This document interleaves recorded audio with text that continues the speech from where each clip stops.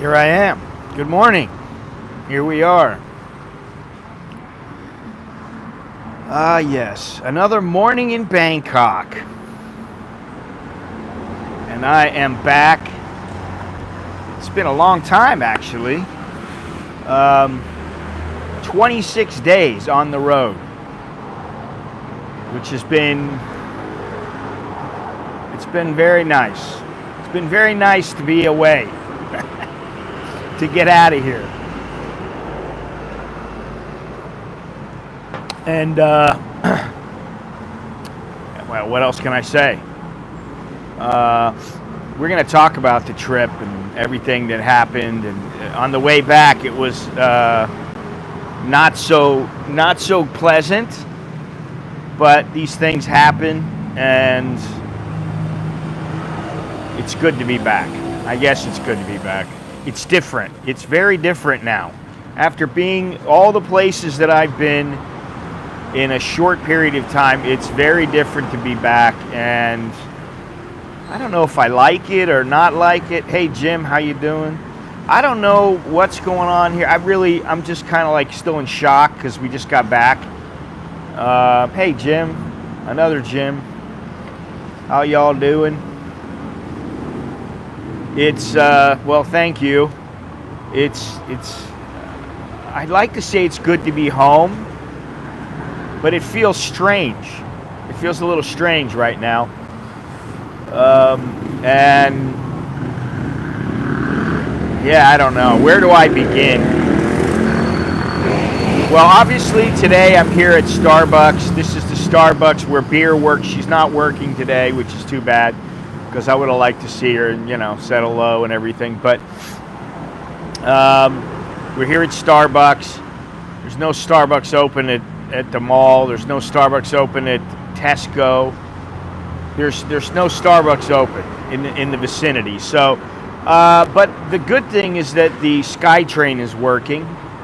I don't know since when. I don't know if it was July 1st or what the day was, but it is working now. It's connected up with the SkyTrain that goes to Sinakarin, and so I'll be on there soon. In another stream or two, I'll be on there. Thank you very much, Richard. I am refreshed. I do feel good. Yeah, I don't really know what to say, but let me just, I guess, start from the beginning. Good morning, good morning. First of all, I'd like to say I wish I could have streamed more. Every place I would have streamed from, for some reason I got the roaming, and the roaming, it took my money, and then like with the first stream that I had in Amsterdam, that money was gone. And it was like, I had 10 gigabytes. I had 10 gigabytes of, 10 gigabytes to use. And that money was gone like right away. It was, I couldn't believe it, and it was roaming. So I don't know what happened. I didn't use roaming the rest of the time, and I still had internet, which was really weird. But I don't know what happened. But it showed that I had no plans. No, maybe that I had the internet and it didn't show the plan. I don't know. But I wasn't sure because I couldn't see it. So that was one thing, that I didn't know if I had my plan, and I was stuck with the Wi-Fi. And if you got Wi-Fi, that means you're stuck in one place. Which I think that was in Ecuador when I had the 4G, and it ran out, or I thought it ran out. So that was one thing. But first of all, we went from Bangkok to Abu Dhabi. There was nothing in Abu Dhabi. We had there was some dried fruit and stuff like that in the little, the souvenir places. And my wife, of course, every place that we went, she's got to go look. I want to buy this. I want to buy that. And I'm just like, hey, go ahead, whatever you want. Do what you want to do.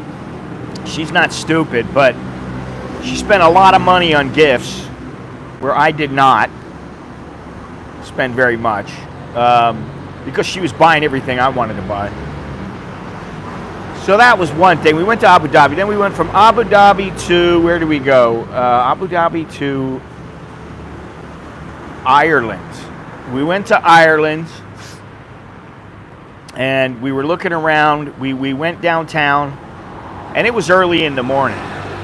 So really, there was a lot of places that weren't open, but eventually we got to some places that were open, and we found a pub. It was, I don't know, 11:30, 12 o'clock. We found a pub. We went inside, and we had our beer. We had our Guinness. We didn't go to, what was it called? I don't even remember what it's called. It was the Red something, or I can't remember. But it's a tourist area where it's a tourist place where everybody goes for beers, and it's a whole area. And so we decided to go off the beaten track a little bit. We went into, I think, the Duck something or other. Buenos dias, muchacho. What was it called? I can't even remember. The Duck something. And somebody wrote and said, oh, you don't know a good Guinness. And I was like, wait a minute. I went looking for good places for Guinness, and I went through the ratings. There were ratings online, and I found that this place had a 9 rating. So I went in there, and we had our beer, and it was fantastic. And Nicholas and I had a second beer. We were there for like 2 hours. We just sat there and drank and had a great time, and the beer was fantastic. And then we just went walking around. We went shopping, and we went to the grocery store. And to me, it was a big surprise. Hello. To me, it was a big surprise because the groceries in Ireland were mostly, I would say they were a little bit cheaper than the groceries here. I couldn't believe it.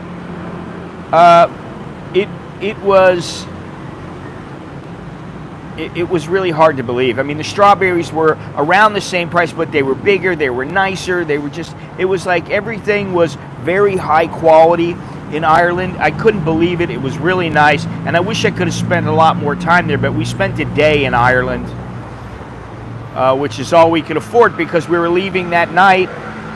We had to be back to the airport. But we did go into the grocery, and we bought a couple of things. The chocolate there, they had chocolate in there, and I'm like, wait a minute, chocolate here is like half the price of chocolate in Thailand. Strawberries were almost the same, even a little bit cheaper in Ireland. We looked through all kinds of things, and I couldn't believe the prices. And I just thought, well, you know, Ireland's high on my list right now. But however, I will say this though. We got a crazy guy praying to the, I don't know what he's doing right here. Check this out. Can you see him? There you go. He's praying to something, smiling and laughing. Good for him. He's happy. So anyway, you know, I was surprised by that. But the thing is, though, is that the rents are quite high in Ireland. They're very high. And that's something that could put me off. Although, the guy who was driving us around, this driver that we had, he was really cool. He was a nice guy. And he said to us, you know, if you're in Dublin, it's going to be quite expensive. And once you get out of Dublin, go into some of the smaller places, the prices are going to drop dramatically. So maybe Ireland would be good for me. I don't know. I liked Ireland a lot. However, the weather had some, you know, there were some issues with the weather. The weather wasn't all that nice. So from Ireland, we went to Portugal, and Portugal was just fantastic. It was a great place. And I can see where it ranks high on the list of places to live. I have this list here today, 7 best places to retire abroad. And it's kind of skewed if you ask me, but you know, to each his own. All these lists they're always skewed for something. Because this one, 6 out of the 7 are, the places are on Oh, God. I'm not going to go to Cambodia. There's no way, buddy. I'll leave that to you. And you've been complaining about Thailand for so long. I don't know. Why did you come here? There are other places you could live. You could live in South America. And you could live for cheaper. Good morning, Daniel. You could live cheaper there than you could here. South America, where we went in Ecuador, is far cheaper than it is here. We got 2 baskets of groceries, and we could have maybe had 1. You could go to Mexico even, although it is more expensive in Mexico, and I don't know if it's cheaper there than it would be in Cambodia. But Ecuador, for sure, is cheaper. Okay? So we're in Portugal, and we had a nice Airbnb to where my wife and I had 1 room, and well, Fred, you don't want to do anything. You want everything, but you don't want to do anything. That's the thing. You're going to have to. You want to learn how to speak Spanish. I mean, you can learn a minimum of Spanish in 3 months, and you're in. That's all. It's not like they don't speak English. They do.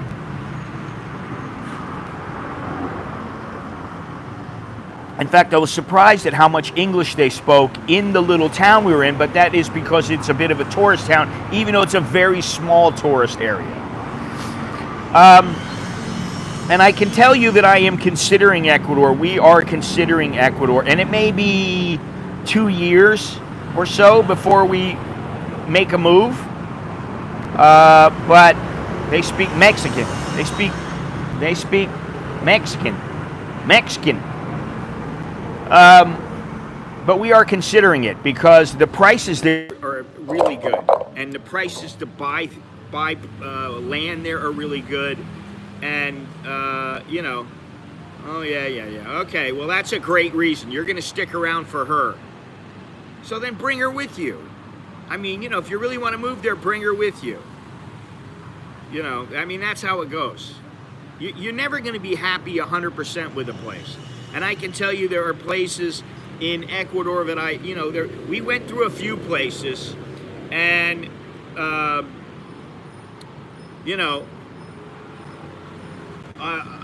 in Ecuador where I was like, okay, well, who's going to be there? What's going to be in this area? I don't know that we would have anything.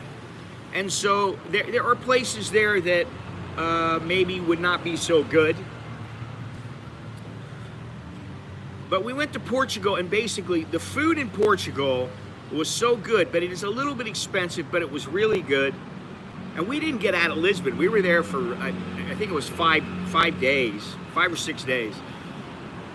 And we didn't get out of there. We just stayed, and we had this Airbnb. It was very nice. And I mean, we went to cathedrals. We went to, what was that one place? We went to a castle, and the castle was fantastic. And I got videos on all this stuff. Everything will come out good. I will put the videos up. I promise you, I will put them up because I have a new vigor. I'm refreshed. I came back here and I thought, wow, I got a lot of good things to put up, and I will do that. But we went to a castle, we went to a cathedral, we went to train stations, and the train station was kind of nice, which was surprising, but it was very, very nice there. And we just went all around, walking around, eating, drinking, having a good time. And Portugal was it was a kind of place when we were in Lisbon, and it was like, okay, everything is pretty nice here. It's clean, fairly clean. The food was really good. The people were really nice. And I thought, well, you know, maybe I could live there. We didn't have port in Portugal. We did have ginja, which was very, very nice. The ginja was nice. That's the little the stuff we poured in the chocolate. They have a little chocolate. Well, we actually got some in the airport.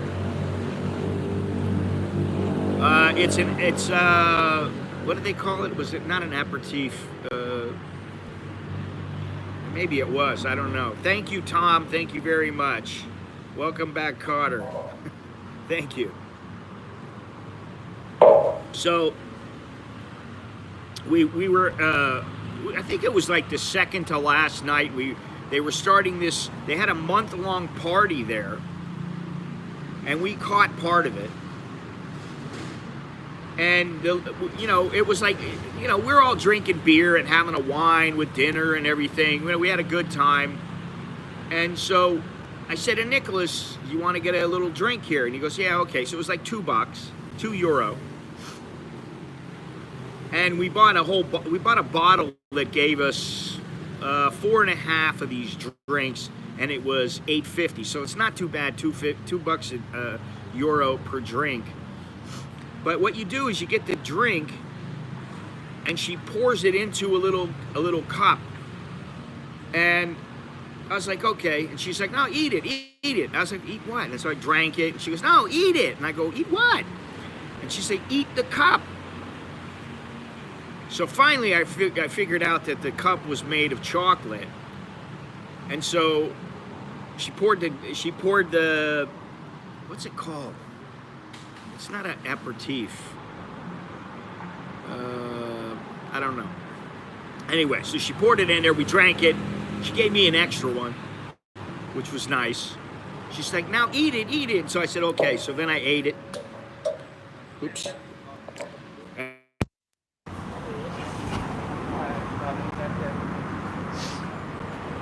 And that was the booze. But we got a little tipsy, and we walked all over the place. We didn't. Portugal was nice, but I would have liked to see a lot more of it.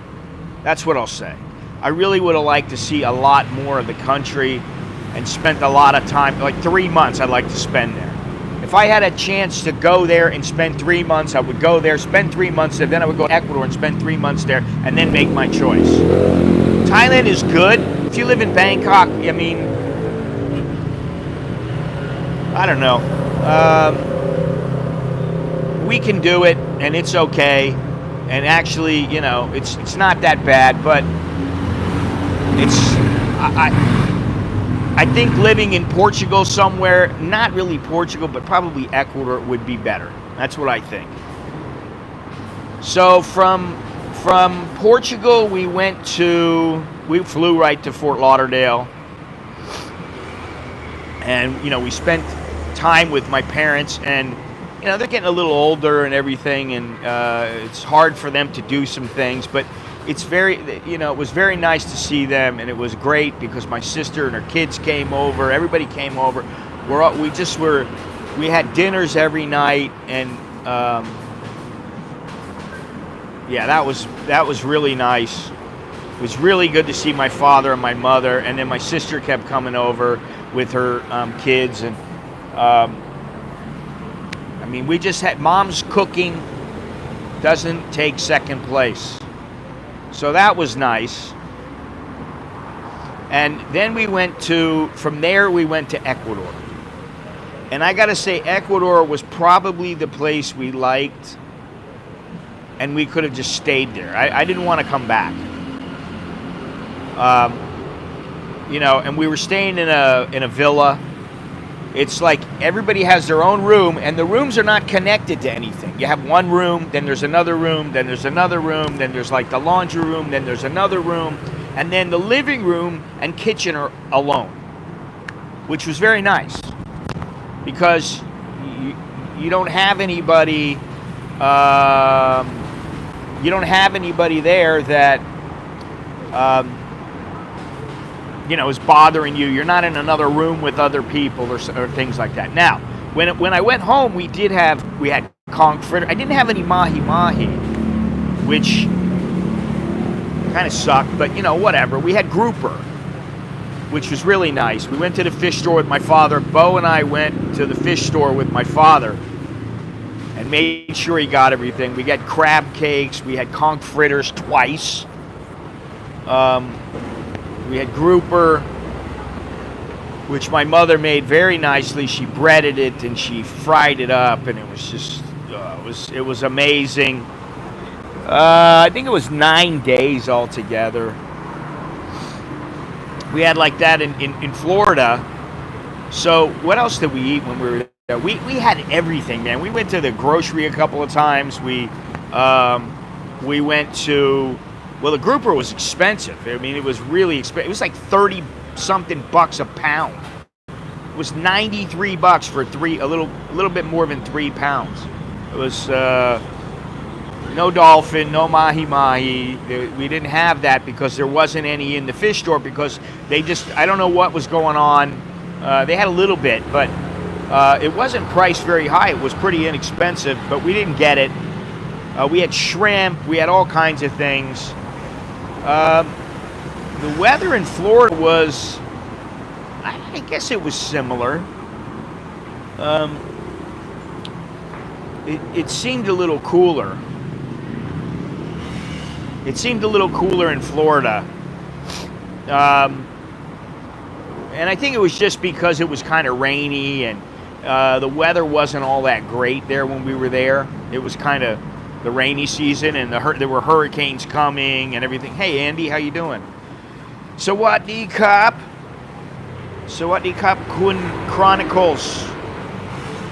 So that was pretty good. All the food was fantastic. I mean, my mother used to make everything from scratch. Now she just buys, like the crab cake, she bought it. She didn't buy the big chunks of crab and make it all together. She just bought the crab cakes. They're already made into a cake, and then we had a dozen of them, and they're very rich. So when you eat one of them, it's a lot. You eat 2 of them, it's plenty. So we had that. What else did we have? We didn't have any rum cake, but we did buy some rum cake in the airport. I only gained like 3 kilos, and I've already lost 1.5 kilos. So we're doing good. Not a problem. I was very surprised because I thought I would gain more, and the whole time I was there, I wasn't. I was still staying at the weight. I think I gained weight at the very end of the trip when we were coming home, and I'll tell you why in a few minutes. Because that was a bit of a... Coming home was a bit difficult. But so that is a marlin right there, baby. It's Tommy Bahamas. Tommy Bahama. We went to Tommy Bahamas and got some... Yeah, I did keep my exercise up. I was swimming laps. We went up a hill, a big, huge hill in Ecuador. We went swimming in the ocean every night. It was great. It was really nice. We worked out in the gym at my mother and father's place.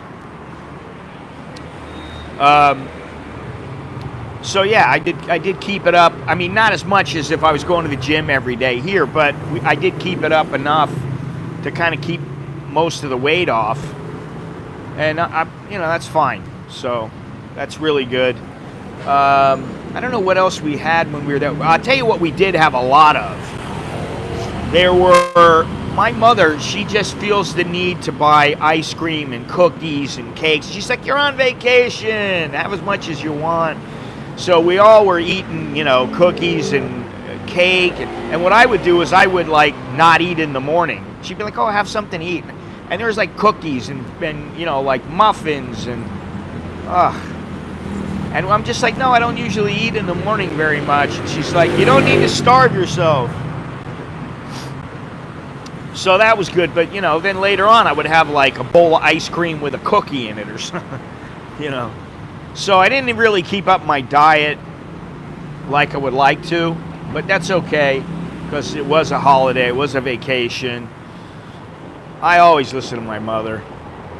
Well, I did have a lot of good coffee. She got some Illy coffee. I had a whole can of Illy coffee while I was there.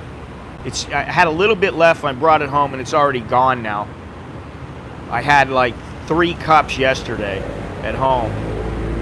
And none of us are sleeping well. We're all waking up at 2 in the morning and then going back to bed, They slept, everybody slept except me until about 10:15. Now, something that I did get Um, which I wasn't really sure if I was going to like it or not, but we brought a bunch of stuff back with us, and that was great. I mean, it was just fantastic. So they're almost the same age as Alex and Nicholas, which is great. Need you go over budget? Well, we were way over budget. I don't know what you're talking about. Let me see here. I've been doing a ton of work around the house. My kids, my sister's kids are doing very well. Her daughter is going to med school. She's got to take her exams to get in, but she's going to go there.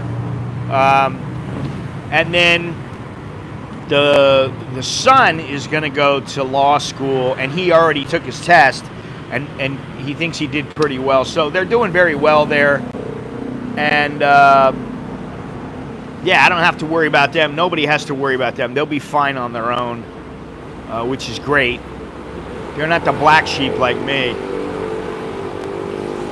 So that's good.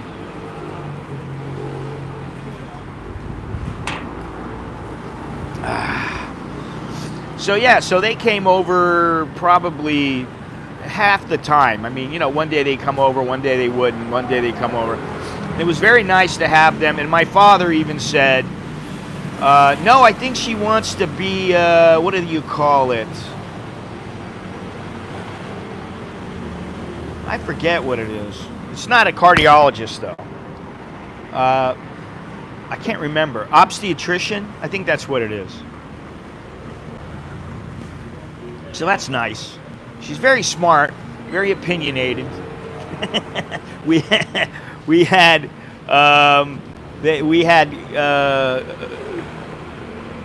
some heated discussions a couple of times, which was nice.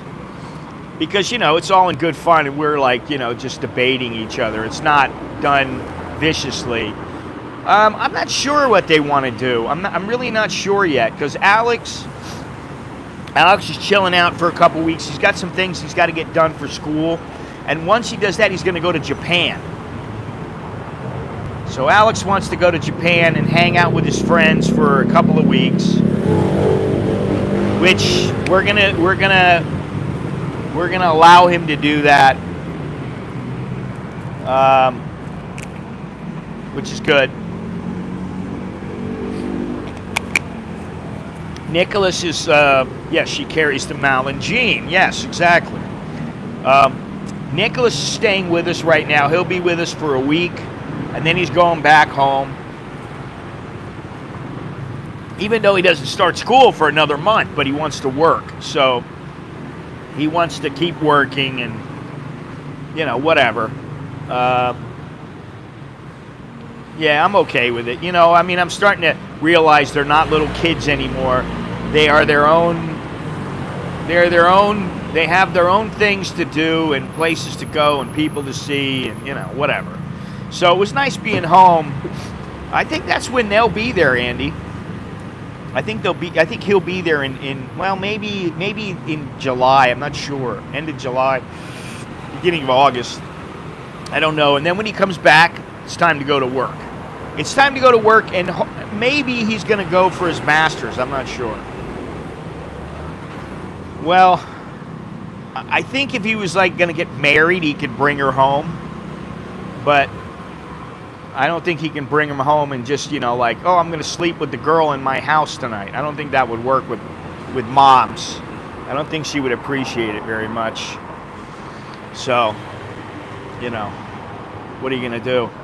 But I did go shopping. I went and got some things at Tommy Bahama's, which I really like Tommy Bahama's. I got now I have 4 pairs of shorts from them. And I have 2 or 3 shirts. And then we went into Spencer's, which we haven't been there. You know, I haven't been there in years. It's been 40 years, 50 years since I've been in Spencer's. I don't support any charities. not on a regular basis. It was very interesting. We went in there, we got 2 shirts for Nicholas, and Alex didn't want anything, so Nicholas got the shirts. He got 2 shirts. It was like 2 for 1, or 50% on the second shirt, which they were expensive. They were like 25, 30 bucks. I mean, 30 bucks, I think. So it was like 45 bucks for 2 shirts, and the lady said, oh, if you get the app and you sign up and create an account, you can get yourself a free shirt. And I said, oh, okay. So I created an account right there in the store and got myself a free shirt, and I got Killer Clowns from Outer Space, which is, I like it. It's a nice shirt. And it's very colorful, just like this one. And this one has on the back, let me see here. I have it here.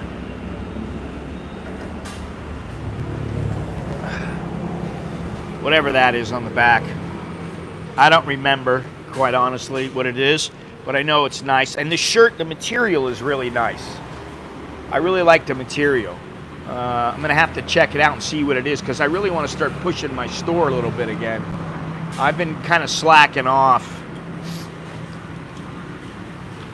Wow. Well, I went in there, and there were all kinds of shirts in there that were 50% off, 70% off.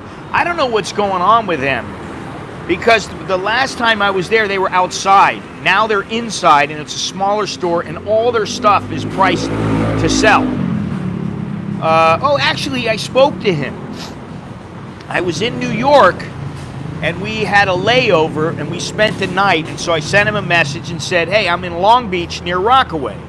He said, oh, do you want to meet? And I wish I could have, but we didn't have much time, and I'll get into that in a minute, because things got screwed up at the end, and this is where everything went awry, and, the wife wasn't too happy. Now, we were in Amsterdam.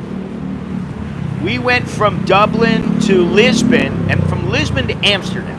We're in Amsterdam, and we get a room, and the room says, they send a message to my wife while we're on the plane, we're in the air, because she got the hotel right when we were leaving. We're getting ready to take off. She finalized it, clicked, pay or whatever. And so she paid them, and then they wrote her and said, oh, you have to give a deposit. So right when we get out, she's got this message that says, you need to give us a deposit. And she's like, well, okay, I'll give you the credit card. And they said, no, you have to transfer it by bank transfer. And she's like, no. And they wanted $500. And she's like, no, I don't want to do that. And they're like, well, then you lose the fee. And she's like, no. So we're fighting that right now, because she reserved that room. And I don't know what kind of service they were giving or what they were doing, but it was something funky going on, and it just was not good. And she was pissed off about that, because it cost her like $300. It cost her, I think, $250 or something like that. And yeah, we learned a valuable lesson. She learned a valuable lesson, because I was like, what are you doing? She wanted to get the best place and all this stuff, and I said, all right, whatever. So when we went from Fort Lauderdale to Ecuador, I got the tickets, and we were on Spirit Airlines, which my first impression of Spirit was, it's like Soul Plane. I couldn't believe it. There's people standing everywhere. There's Ecuadorians. There's all kinds of Americans, white, black, yellow, whatever. And I'm telling you, they were walking around asking people, how many bags do you have? And people were going, oh, I got 3 bags. And they're like, no. You can't carry this on. Now, they didn't charge us for, what did they charge us for? Oh, yeah, they did charge us for the carry-ons, the bastards. Why are you asking me these things, Andrew? No, I don't. I don't. I don't understand why you're asking me these questions. What are you trying to do? Find out if I give back?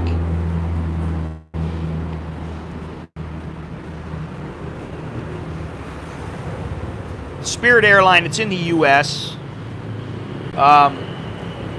And when we're standing there, and you know, they got this lady walking around. She was brutal, and she was asking people, how many carry-ons do you have? And there were people there that had like 3 and 4 carry-ons, which is not right, but you're supposed to have one carry-on plus a little carry-on, like a purse or something like that, which everybody takes advantage of that, we know, which was okay, but it wasn't okay there because they were making people pay $99 unless they went online, then it was cheaper.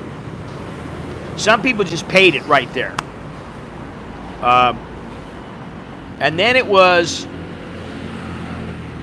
do you want to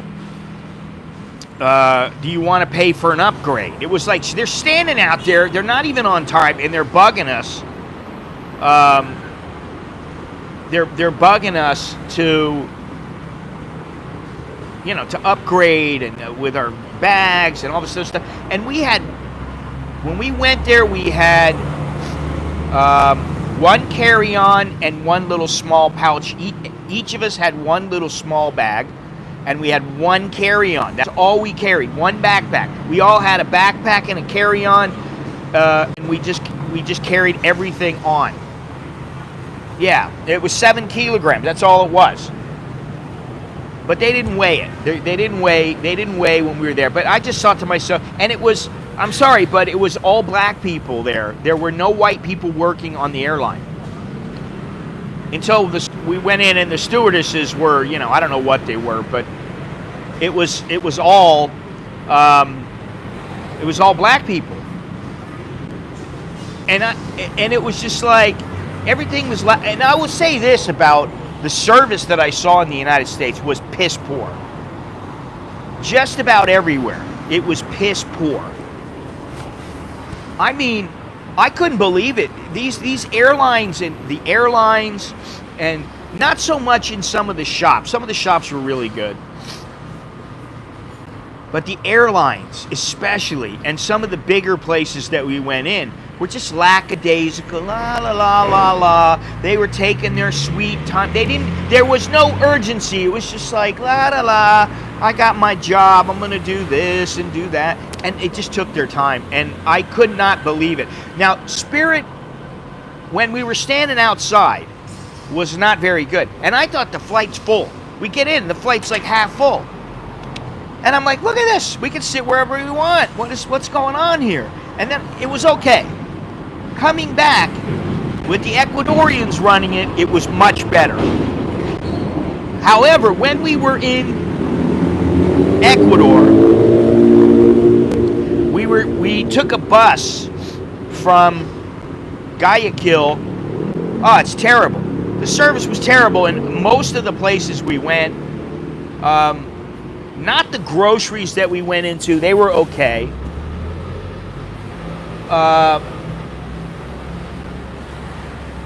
Yeah, they were okay. But a lot of the places were just, I mean, the fish market was good. That was really good. But we went into the mall there, Sawgrass Mills. That was the mall. We went into that mall there. We went in like 2 or 3 times. Where did we go? 2 times, I think? 2 or 3 times. And I couldn't believe the service that we were getting. It was absolutely terrible. It was like, you're trying to get service for something, and the people are like, huh? Yeah, what? What do you need? And we're like, fuck me, you know? I mean, what are you going to do, you know? So we just did the best we could, and, you know, I was patient. I was a lot more patient than I am here. Yeah, I mean, it's great to put everything in your pockets, but, you know, another thing that's a pain in the ass when you're there, Spirit. Yeah. Well, coming back was very good. So I got to say, in the beginning, when we were standing out waiting to board, the service and everything else going on there, I was just like, what am I looking at here? I couldn't believe it. It was terrible. after that, everything was pretty good. It was they were on time. There was no problems. But what we had to do was, my friend said, listen, you're in Guayaquil. You can take a taxi. It's like $100. I'm like, I'm going to pay $100 to get to where you are? You know, that's a lot of money. Go and come back's $200. You know, yeah, they count as well. I mean, you could probably get in without them counting it, as long as you don't have too much stuff. So we took a bus.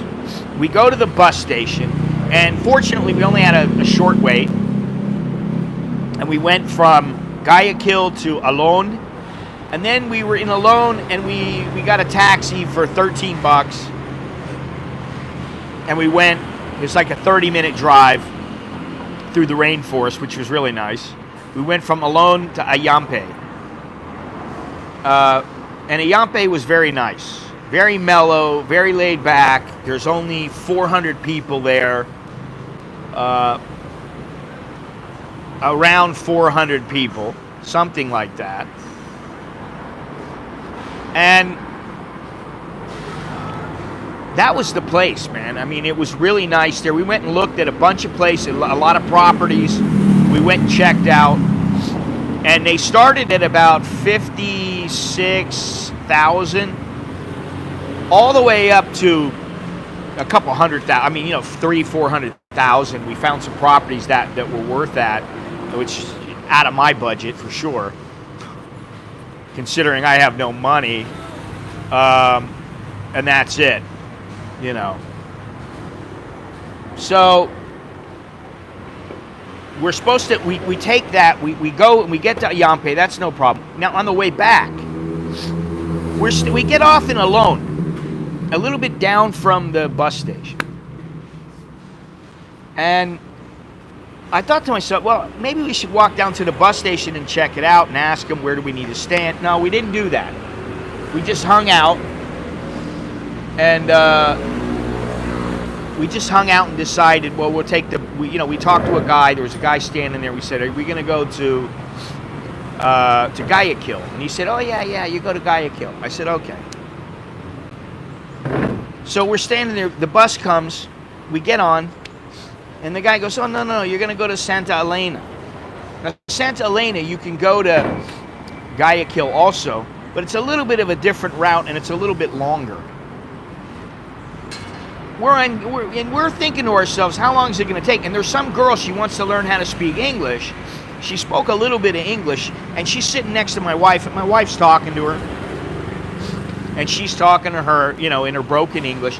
And my wife says, well, how long is it going to take to get from Santa Elena to Guayaquil? And she says 4 hours, which was going to put us at about an hour and a half before the flight. So we were kind of nervous. We didn't think that, we weren't sure that it was going to be, everything was going to work out. But we went up the coast. It was very nice, and we went past a lot of places that I would live there, but I don't think there were any foreigners living in some of these cities. I mean, in some of the places were very, very nice. Years ago, police were called many times due to passengers rioting at ticket counter. That's what I learned. Never fly Spirit. Well, I don't think I would fly them again. I don't think I would fly them again, and I don't think we'll ever probably do something like this again. I'm hesitant to say we'll never do this again. But we went to Ecuador. We had our fun, and then we came back. We were there for 8 days. It was great. Our host was great, Teddy G. What's happening, Teddy G? I'm back. Andy, thank you very much. Thank you, I appreciate it. Choke D to you. I get back and I'm like, what language am I speaking? Because I'm in Ecuador and I'm speaking Spanish. You know, we're going by people. Buenos dias, buenos tardes. You know, hola. Which was great. It was nice. But when we went from we went to Guayaquil. We got back to Guayaquil, and from Guayaquil we went to back to Fort Lauderdale. And then we stayed with my parents again for like another 6 days. 5 days, I think. So, that was kind of nice, but the whole time we were like, well, what are we going to do? We're not going to do anything. We're just hanging out, talking. We'd go do our own thing. We'd go swimming. And then we come back in and we sit at the table and we eat and we talk and we do things. And then we go out and we just found stuff to do. We go look at the fish in the canal. There was all kinds of fish, and there were some big fish there. But we were looking at that. And, so from there, that's when all the fun started. Because we're in Fort Lauderdale, and we had to go to New York, and then from New York to Lisbon. However, there was only an hour in between the flight from New York to Lisbon. Well, we could have if we wanted, but we didn't want to. We wanted to go a couple of places. That's why we did it this way. We wanted to go a couple places. We wanted to have our fun and see some places, see some different places and do some different things. And I think the kids, they don't really realize yet, it hasn't sunk in just how this was a really nice trip. That's what I would say. It was a really wonderful experience. I mean, I could say, we went to this place and we got drunk and we did this and we did that. It was just a nice trip. It was just really cool. It was good to be with the family, and it was nice all the way around. But we get back, we hang out with the family, and we go on our way to New York. We leave. It was difficult leaving, but what are you gonna do? You got to do it. And so, actually, now I have the form already filled out. Listen, my kids brought the water bottle with them everywhere they went. They had an empty bottle. They would go in the bathroom, fill it up, and they would use that water bottle instead of just using toilet paper. I was like, okay, cool. And I used it a couple of times, I got to admit. And in Ecuador, he had bidets built into the toilet. You just clamp them on, screw them in or whatever, and then connect it. And it was very nice because it was better than the bum gun, because you got the thing right there. You just turn the little handle, boom, the stream goes up, and you clean your backside. It was fantastic. I don't know what else to say. It was very good, and our butts were very clean. Very nice. So that was good. But we head to New York, and no, water bottle as in like this kind of a water bottle. So we're going to New York. Now, we go to, hey, how you doing, Johnny? We are headed to New York, and we get, our tickets, we're thinking, okay, we're fine, everything's good, but we didn't have much time in between. And, that's how they set the tickets up. We didn't set it up that way. So we fly to New York, and there's a delay. And the delay is like an hour and a half, 2 hours. We're late. We missed the flight, and we're like, okay, so what do? They say, go to the help desk. We said, okay. We had this lady there. Nice lady. She was helping us. She was very, she was really concerned about, are we going to be able to do everything? So there's 4 of us. Now, we needed to get to Lisbon by by a certain date. I forget the day it was. I think it was Thursday. We had to get there on Thursday. We were leaving on Friday. We were just going to stay there for 2 days and 1 night. But because we missed the flight, the next flight was in like 4 days. And so Delta was like, listen, we'll put you up in a room and we'll give you a meal vouchers, which was like $180. So I spent almost every penny of that just because I thought, I know I can. And why not? You don't want to leave money on the table. So I bought Cliff Bars, I bought all kinds of stuff, and which is all great, right? That's when I sent a message to we had breakfast, which was a milkshake, which I had Cocoa Pebbles milkshake. Nicholas had a brownie milkshake, and Alex had a strawberry milkshake. So we're late, and we're trying to get a new flight. Now they tell Bo, oh, we have one ticket, and that's it. There's every other flight is full, and every other flight will not get you to Lisbon in time to catch your flight. Can you change the flight? I said, no, we can't change. We can't change the flight. It's in 4 days. We'll be there for an extra 4 days. I'm like, we don't want to stay there for 4 days because you guys screwed up. It's going to cost us money. You paying for everything? No. Okay, well. So she tries to get Alex and Bo on one flight and me and Nicholas on another flight leaving later in the day. Later the next day. She's like, well, I can't do this. I only have one ticket. So we put Bo on the flight so she can get to Lisbon before her Shenzhen visa expires, which was she had 1 day after she was flying out to when that visa would expire. And we didn't want that to happen. So she gets on the flight. She goes. She's pissed because, we can't just all go together. And she's like, this is their fault and blah, blah, blah. We end up getting a new ticket from Bangkok. We want to get to Bangkok. So we get a new ticket to Bangkok for the three of us. A brand new ticket. So we're trying to get the money back right now from Etihad Airline. And they've already said they're not going to give us the money back. They already sent me a message back saying no. And then I called up and I said, well, why are you not going to give me the money back? I need to know because I want a reason.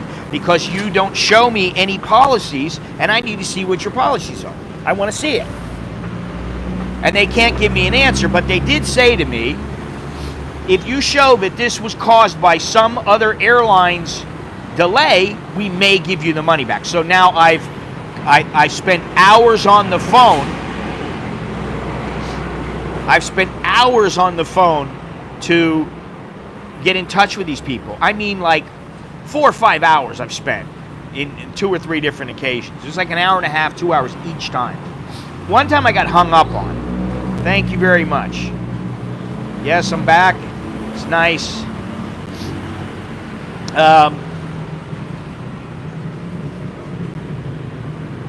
So we're trying to get back. We have our room. So Nicholas, Alex, and I go to our room. It's okay. It's not bad. The staff there was very helpful. They were real cool. The guy was like, hey, it sounds like you're going through a hard time. They really have screwed you around. He goes, I've been there. I know what it's like. And you want something? I'll give you something. Here, have a lemonade. Have some. So he was very nice. He sat down with us and talked to us. He was a guy working there. And eventually they cleared up everybody, and we were still sitting there. Because I was sitting there until 3 o'clock in the morning because the lady who was helping us, when she said to us she was going to give us the tickets, she meant to give us 3 tickets. But she was thinking about the 2 tickets. So Alex didn't have a ticket. So here we are. We have... oh, Jesus Christ, dude, you're bugging me. You're bugging me with all your questions, really. These questions, you don't need to ask me these questions, all right? If you wanna help the local people and do everything yourself, you can do it, okay? Please, feel free. So anyway, Where was I? We got the room. We don't have a ticket. It's like 1 in the morning, and I'm ready to go to sleep. I'm dog tired. And I look, and there's no ticket for Alex. And yeah, do what you want. Yeah, exactly. So I finally get through to somebody, and he's like, "Let me see what I can do." So I was on that call for 2 hours. I didn't get done until 3 o'clock in the morning. It was 3 in the morning. We woke up around 9 o'clock, 9 o'clock, and we went looking for a place to have breakfast. And the guy's like, "Oh yeah, 10 minutes." It was like a 30-minute walk, and we didn't have any time. We were worried about checking out late. And this guy that was sitting there he wasn't concerned at all. So we were worried. We could have sat there and had a nice breakfast. Instead, we just had milkshakes, which was a bummer. We had our milkshakes and then went back to the room. And so now we got to get back to JFK. From JFK, we were there. We were supposed to be there. Well, the flight left at 4:35. We wanted to be there just at 12 o'clock because we checked out at 11. Now, the car was late, a half hour late. We didn't get to the airport until 1 o'clock. Then it was a madhouse to get through because they want to check everything. Which, New York was the worst airport out of all of them. It was terrible. I mean, just huge lines. I mean, they moved pretty fast, but they were huge. And it's like, oh yeah, take out your laptop. Some places didn't ask to take your laptop out, which was nice. Because my bag was so packed full, you could barely get the laptop out. So that was one thing. And then, it's like, oh, take your shoes off. Oh, take your watch off. So you got like 2 or 3 bins of stuff, and your bins are waiting at the end, and you're waiting to get through. And there's just backed up bins. That's what it was. But finally, we ended up, we're all right. We flew to Charles De Gaulle Airport in Paris. And quite frankly, I don't remember really anything going on in Paris. I don't remember what happened there, what we did. I don't really remember much.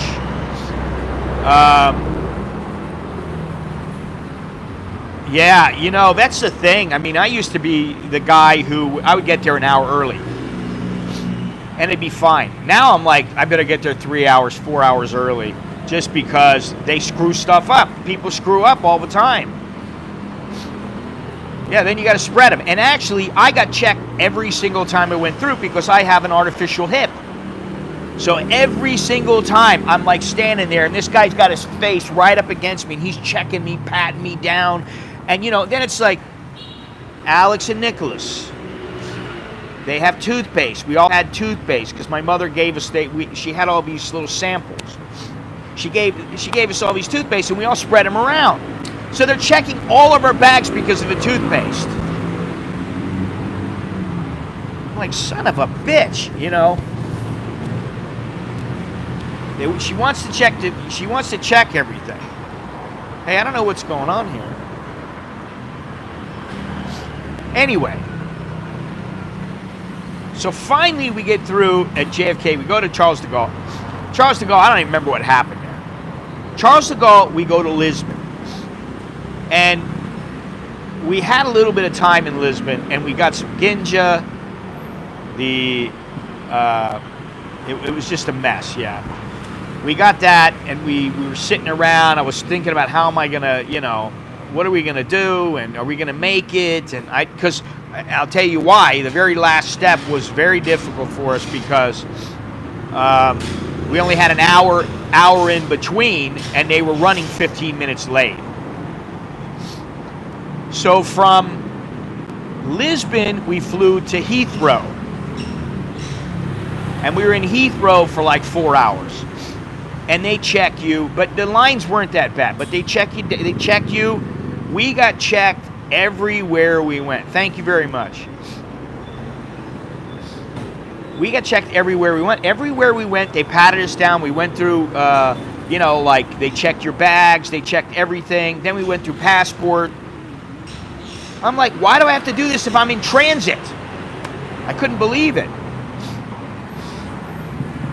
So we get to Heathrow. We had a decent time there, and the meals are pretty good on the plane. Actually, they're not bad.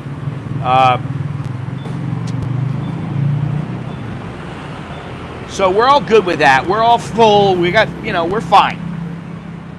We go to Heathrow, and we had to fly to Hong Kong after Heathrow.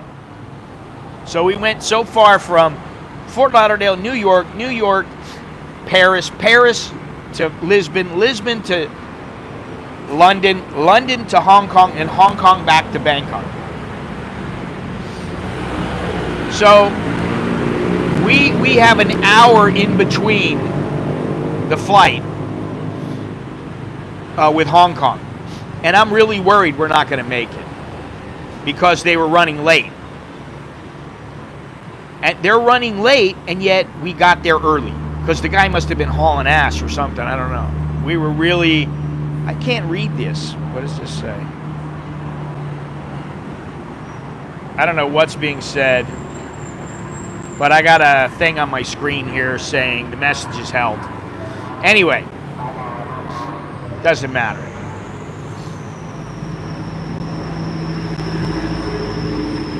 What are you going to do? We got to fly to Hong Kong. We fly to Hong Kong. We get there, and it's a little bit early. But we're standing there waiting to get off the plane. This is the thing. When we were waiting to get off in Fort Lauderdale, we had time to make it. But what happened was the pilot came on and said, "I'm very sorry, but right now we're waiting for our parking spot. Hey, we'll get you in just as soon as possible." I'm like, please, we have a connecting flight. Can we get off first? Can you just guide us up to the front? We just get off and boom, we're in there. They wouldn't let us do it. This is on Delta. They were like, no, everybody has connecting flights. And I'm like, oh, you son of a bitch. I'm like, they don't all have a connecting flight that's an hour. So we missed that. We get to Hong Kong. And we're looking at the clock going, we should make it, we should make it, we should make it. And the people are taking their time to get off. And we had 15 minutes to get to the gate. This is not when the gate was closed. This is to get to the gate when they were supposed to depart. So we were supposed to be there at 6:35. It was 6:20. And then we hear the golden voice, which was very, very nice. Let me do something here. 1 hour transit is too close. Yes, but they set it up like that. I like my Emirates. He said, hot, sexy man. Yeah, I don't like to take my shoes off. Johnny, I don't know why the message won't go through. They check toothpaste in the U.S. It's like, they checked us there. They checked us in London, all for the toothpaste. And we had some stuff there. And I was like, we had one thing and they were like, oh, yeah, you see, this is too much. And I was like, you got to be kidding me. So we get to Hong Kong and we hear the voice from God. This lady is standing there with the sign. She said, 3 people to Bangkok. That's us, that's us, that's us. I'm waving at her. And she takes us and she basically was running. And I of course was not going to run. But I was walking as fast as I could. My kids are walking fast. We're all walking fast. And she took us all the way from that gate. And it was like a 20-minute walk, but we did it in like 10 minutes. We got there right when they were supposed to leave. Yeah, I think that's what they might be doing. I don't know, but the 2 flights that we had, we missed one. And, you know, we shouldn't have missed them because we were on the tarmac. We could have made it. And then they were like, oh, yeah, well, we got to wait for our parking spot. And we waited for the parking spot. Then it was like, okay, let us go. Please, let us go. We got to go get to the front. Let us go first. Let's just get right up. Nope, can't do it. Sorry. And I was like, oh, well, that's so understanding.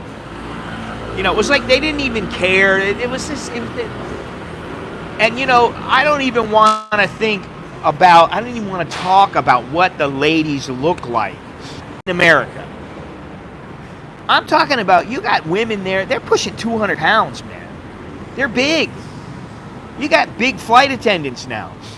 They don't do that, you know, oh, they've got to be petite and lovely. No, they're all a bunch of... I didn't see one lovely flight attendant in America at all. Not one. They were all a bunch of old ladies.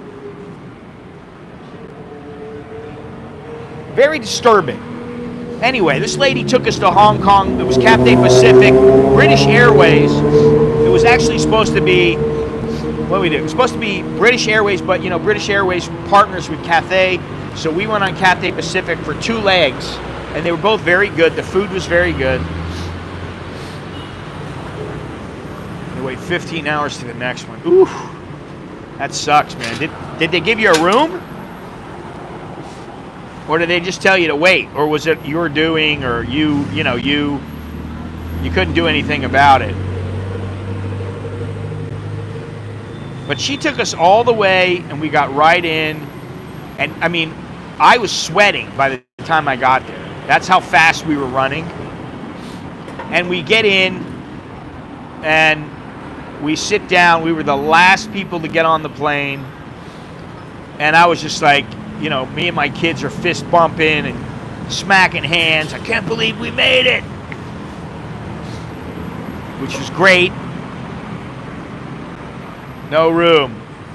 And KL bus was late getting in the airport. Oh, that's great. The bus was late getting there. When we got to Suvarnabhumi, I was concerned. That, you know, there would be a long line. We'd be waiting for a long time. You know, when I get there, I'm like, okay, so we want to get through this really quickly. So, of course, my kids travel on their U.S. passports, but when they're coming in and out of Thailand, they do so on their Thai passports.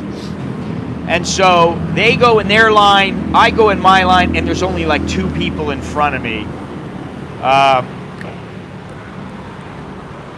Oh, fuck off. You know what? Get out of here. Get out of here, dude. Goodbye.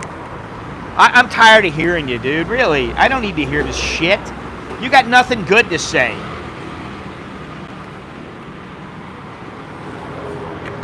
I haven't banned anybody in a long time, but adios. Anyway. Oh, he's been on before. He's been on for a long time, and he just can't stay away. That's the thing. I don't know why. I have no idea. I think he's angry he can't come back to America. I mean, come back to Thailand or Vietnam or wherever else he was before. I don't know what he's doing. I have no idea. But anyway, so, you know, we made it back, and there's no line. We don't have any bags. We have a backpack. All of us have a backpack. So we didn't have to get any. And, you know, we just walked out, got our taxi. The taxi was great. No problems. And we come home, and Sid was running from us. Sid ran from Bo. Sid ran from us. He was so scared because he hadn't seen us in like a month. He was scared of us. I couldn't believe it. But, you know, I would say, you know, we were up and down. We were all around. We couldn't sleep. We're trying to get to sleep. We can't sleep. You know, some of us were sleeping, some of us weren't sleeping, and so Sid was kind of just hanging out. And by the end of I'd say by this morning, he's cool with us. He's smelling us, and, you know, like laying down with us, and, you know, he's cool. So I think we're working back in with Sid. I think he just forgot us. He didn't remember us. And then when he started smelling us, he remembers who we are and what's going on. And her brother left. Her brother I thought her brother was going to stay for like a day or two or a couple of days or something. He grew to like Sid a lot, which is nice. And, he just went back. He took the train. He had some computer he needed fixed. He got it fixed and went on the train. Boom, he's gone. That was it. Just like that. See you later, buddy. Thanks a lot for taking care of Sid. We really appreciate it, which was nice. So, Temple Bar, that's the one. Yes, and we went to the Temple Bar. We went to where it is. We didn't go inside, but because I was told, don't go inside. It's you don't need to. No, we didn't have to give health info to anybody. But we didn't go inside to the Temple Bar, and we didn't really. It's a whole area, but we went to that one place. I can't remember what it's called right now. It's the Duck something. But they had a great Guinness. It was so creamy. It was so nice. And after that, we walked around the tourist area. We walked around everywhere there, and then we just left. What are you going to do while you're there? I mean, we didn't have that much time. I thought we were going to have a lot more time. I thought, we're going to go to this place and that place and this place. And by the time we got down there and we started checking things out, and it was like almost time to go back. I really liked it a lot. Ecuador is, I would say, out of all the places, Ecuador was number one, and Portugal was number two. But Ecuador was fantastic, and I don't know if there's a lot of opportunity there. I don't know if the business that the people bring in is enough to keep all these places going. There's a lot of transient people there. A lot of people trying to just put up a little store where they're selling croissants for $2 each. When you can get croissants at some place, you can get like 10 croissants, 12 croissants for like $1.25. So the people in the know don't want to go to these places. And then some places are selling, a little bit of clothing, and it's like they really don't have much to sell. They just figure if they make a little bit of money every month, they'll be able to hang on and stay there. So there's a lot of transient people there, mostly Argentinians.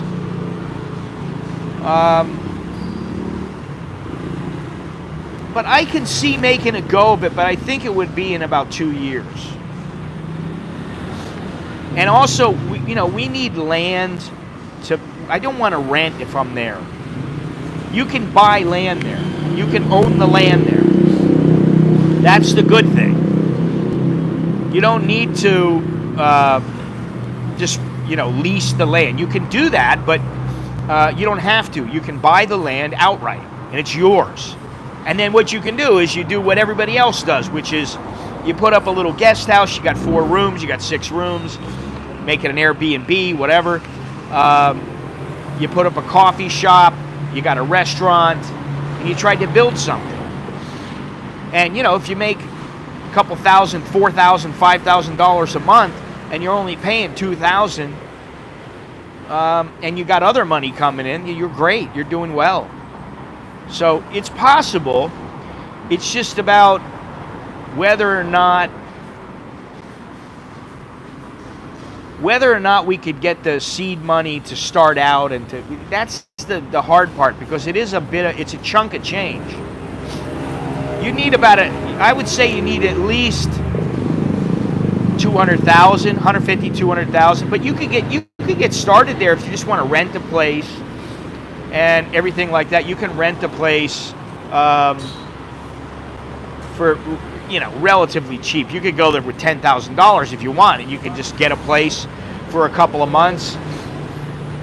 You pay for it. You got a little shop. Hopefully you're making some money. People who work hard there make money. But we went to Puerto Lopez. We went there twice. It's the city, and it's a nice place, but it's also a place where if you go in a little ways, all the buildings are like what you see, you know, in movies where it's like, you know, it's all cobbled together. They got like, you know, you got a tin roof, or one side of the building is tin and then the rest of it is, you know, concrete. Wow. Yeah, I don't know about South Korea. I don't know. I haven't been there in a long time now. It wouldn't surprise me, but I didn't have any problems getting in anywhere or anything like that. We had no problems. I didn't even think about that, honestly. I didn't think about health issues. I didn't think about, you know, COVID. Although I did see that some people were wearing masks. There were a few people wearing masks. I'm like, what is this person doing? They're, you know, whatever, to each his own. If they want to wear a mask, let them wear a mask. You know, and it worked out well. It worked out well for us.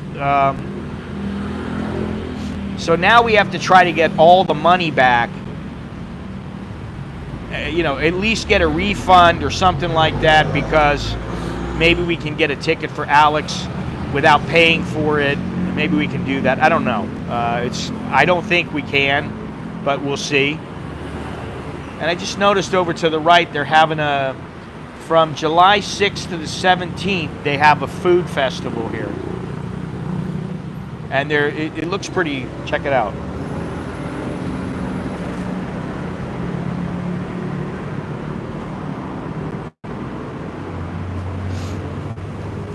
Here we go.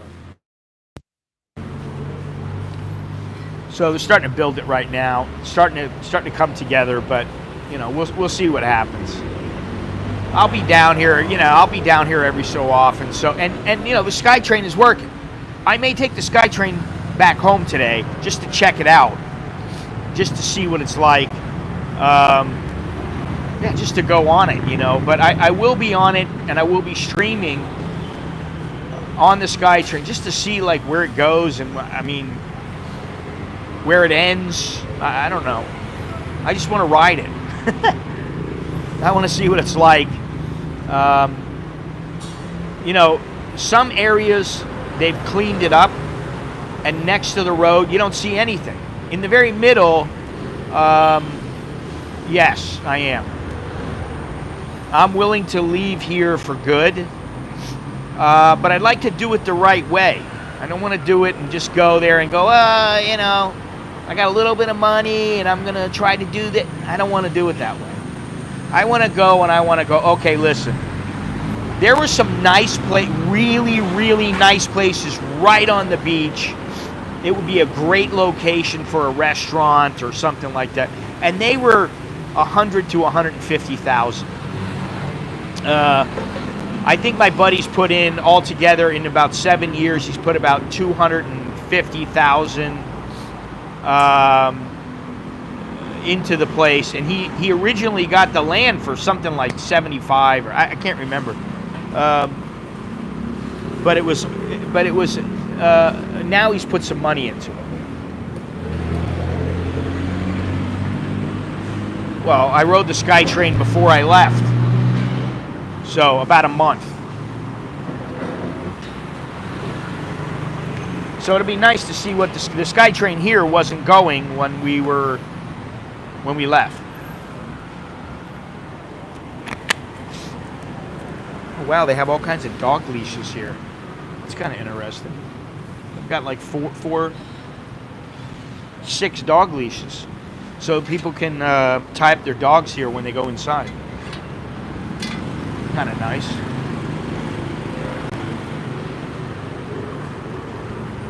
See?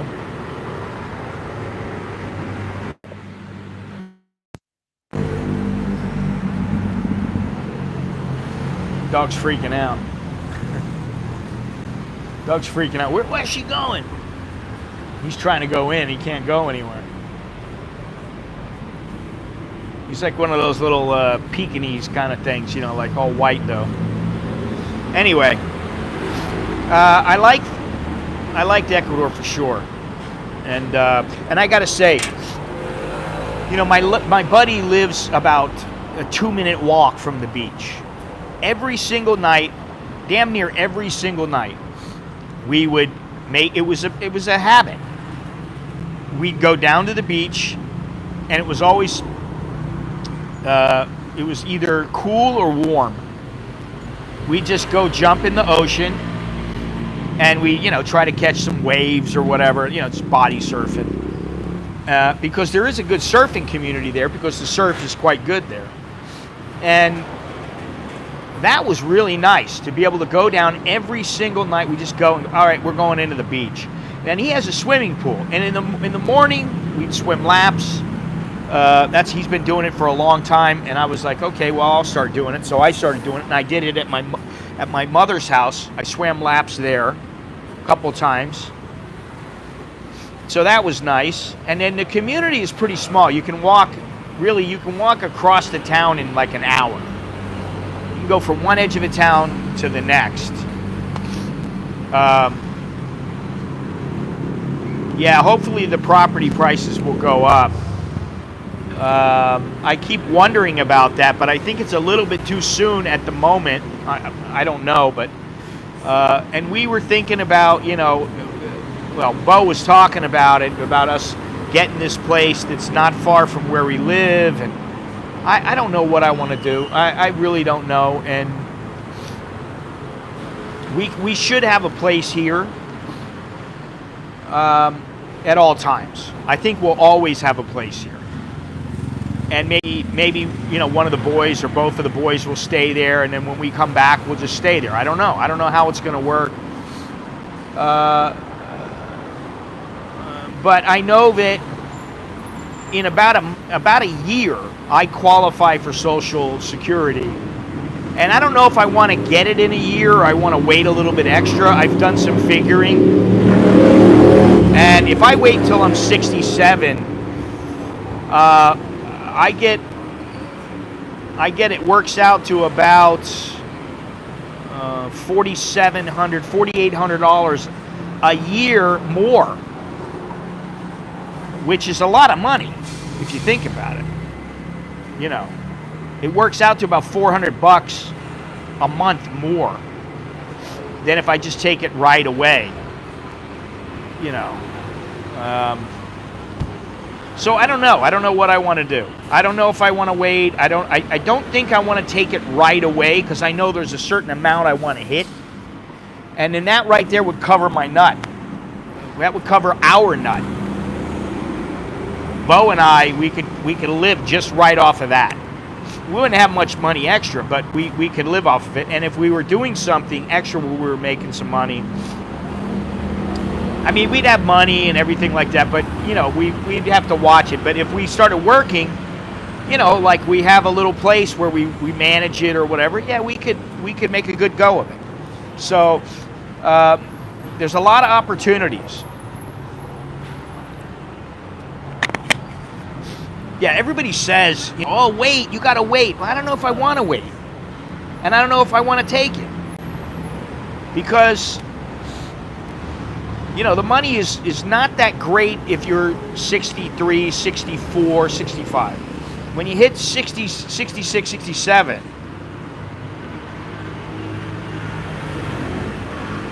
you would get already. You lose all you would get already. Well, yeah, but I did the figuring, and if you wait, you get an extra, like almost $5,000 a year. That's a shitload of money to just give away, to leave on the table. But I don't know, because I could die. I mean, I don't know. With my luck, I'll live to be 100. I don't know. I got a long way to go. I don't feel like I'm going to die anytime soon, but you never know. But then it doesn't really matter now, does it? Now, the other thing is that I've already got the paperwork filled out for Bo, for her and her permanent residency, which you're supposed to, you really need to be to go to America, and then you can leave and be gone for up to 6 months. If you're going to be gone between 6 months and a year, you don't have to fill out all the papers, but it doesn't look great. So she could go in and out to America for a week, 2 weeks. We could both take 2 trips a year. She gets her permanent residency, and then it's okay. Then we have to live in the U.S. for 3 years, and yeah, I don't know about that, but I'm not sure how that'll work. We got to figure something out, because maybe Alex and Nicholas will want to work there, maybe they won't. I don't know. So we're still trying to figure that out, but it's like it's been a whirlwind. And trying to figure everything out while you're buying stuff, while you're doing this, while you're doing that. You know, it's just, yeah, the government like y'all to wait. I want to see what is the cost of living adjustment this year. I want to see what they're going to give, because if I get a certain amount, then I may not wait. I don't know. We'll have to see. CC, yes, I did. Did you get in on that early retirement deal? Wow. So you're good to go.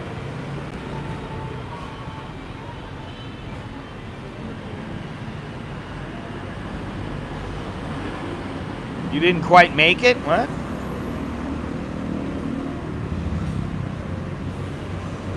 Oh, Connor, did you? Oh, you didn't quite make the early retirement. 59.5 window. Oh, I see. The government likes us all to wait or die before they hand over the dollar. Yeah, I know. I know. I mean, I'm not getting all that much, but, you know, it does cover... It covers the majority of what we pay, which means we don't have to pay all that much more just to be able to have a pretty good life, you know.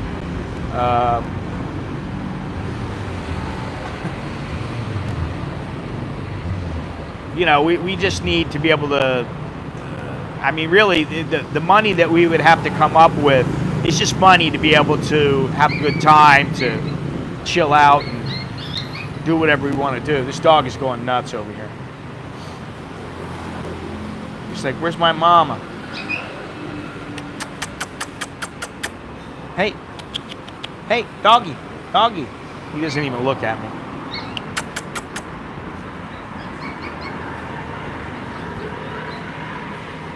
Anyway, so that's, you know, the sordid tale. That's my sordid tale. The dog is going nuts. He's all wrapped up.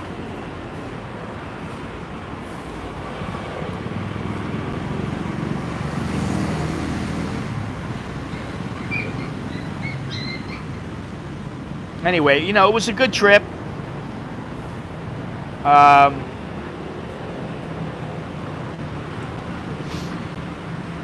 Yeah, that's the thing, you know, I don't know, maybe there's no cost of living, you know. I was in Maritime before going over to Port Authority 29 years.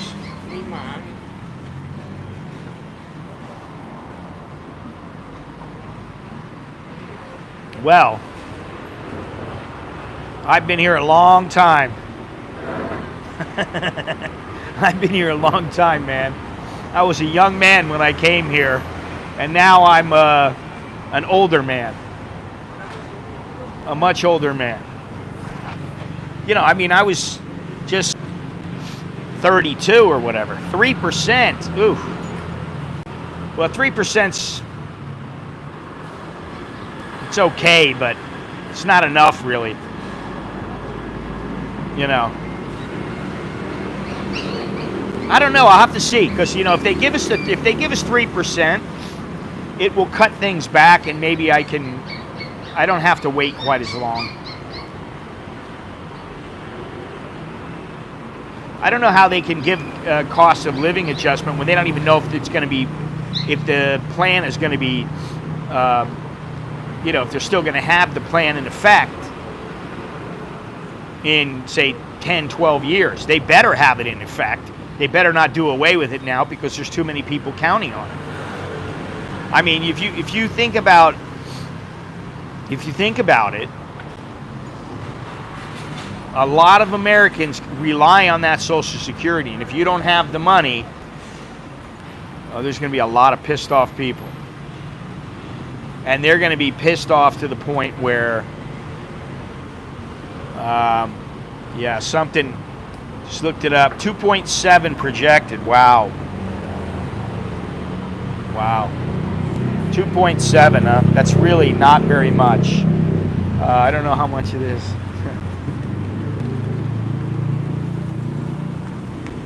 Cute little dog. Anyway.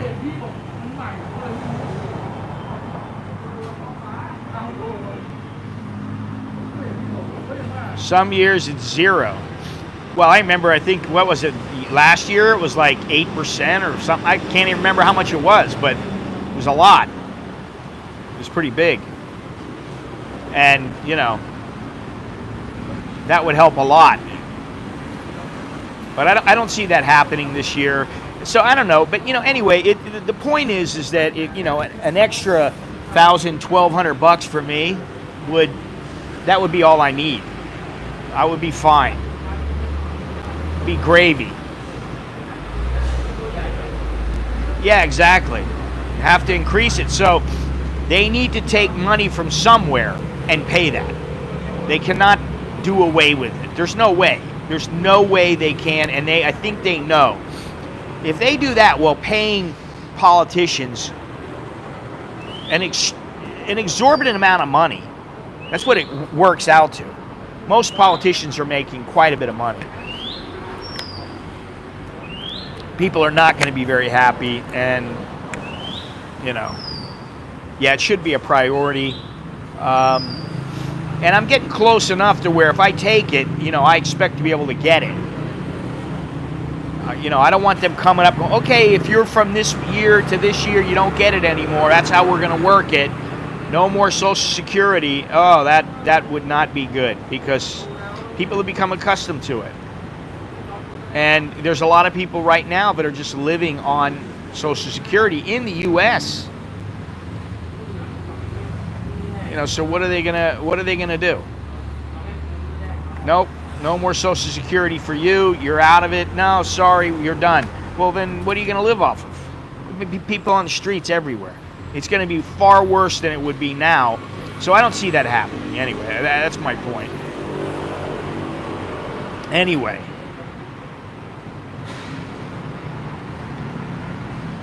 It's good to be home, I guess. Part of me, I'm still in shock, like I said, and I don't know what to think. I feel like out of sorts. I still have all my stuff. I got some new stuff, and things like that. But it doesn't feel the same, to be honest. It doesn't feel the same here now. To getting away for as long as I did and going as many places as I did has changed my perspective. And this is just a place I live now. I guess it has been for a while, but it's a place where I live, and I'm like, okay, well, there's some bad things about it, but in the interim of when I was gone, the SkyTrain has started working. That's great, but the air quality has gotten better.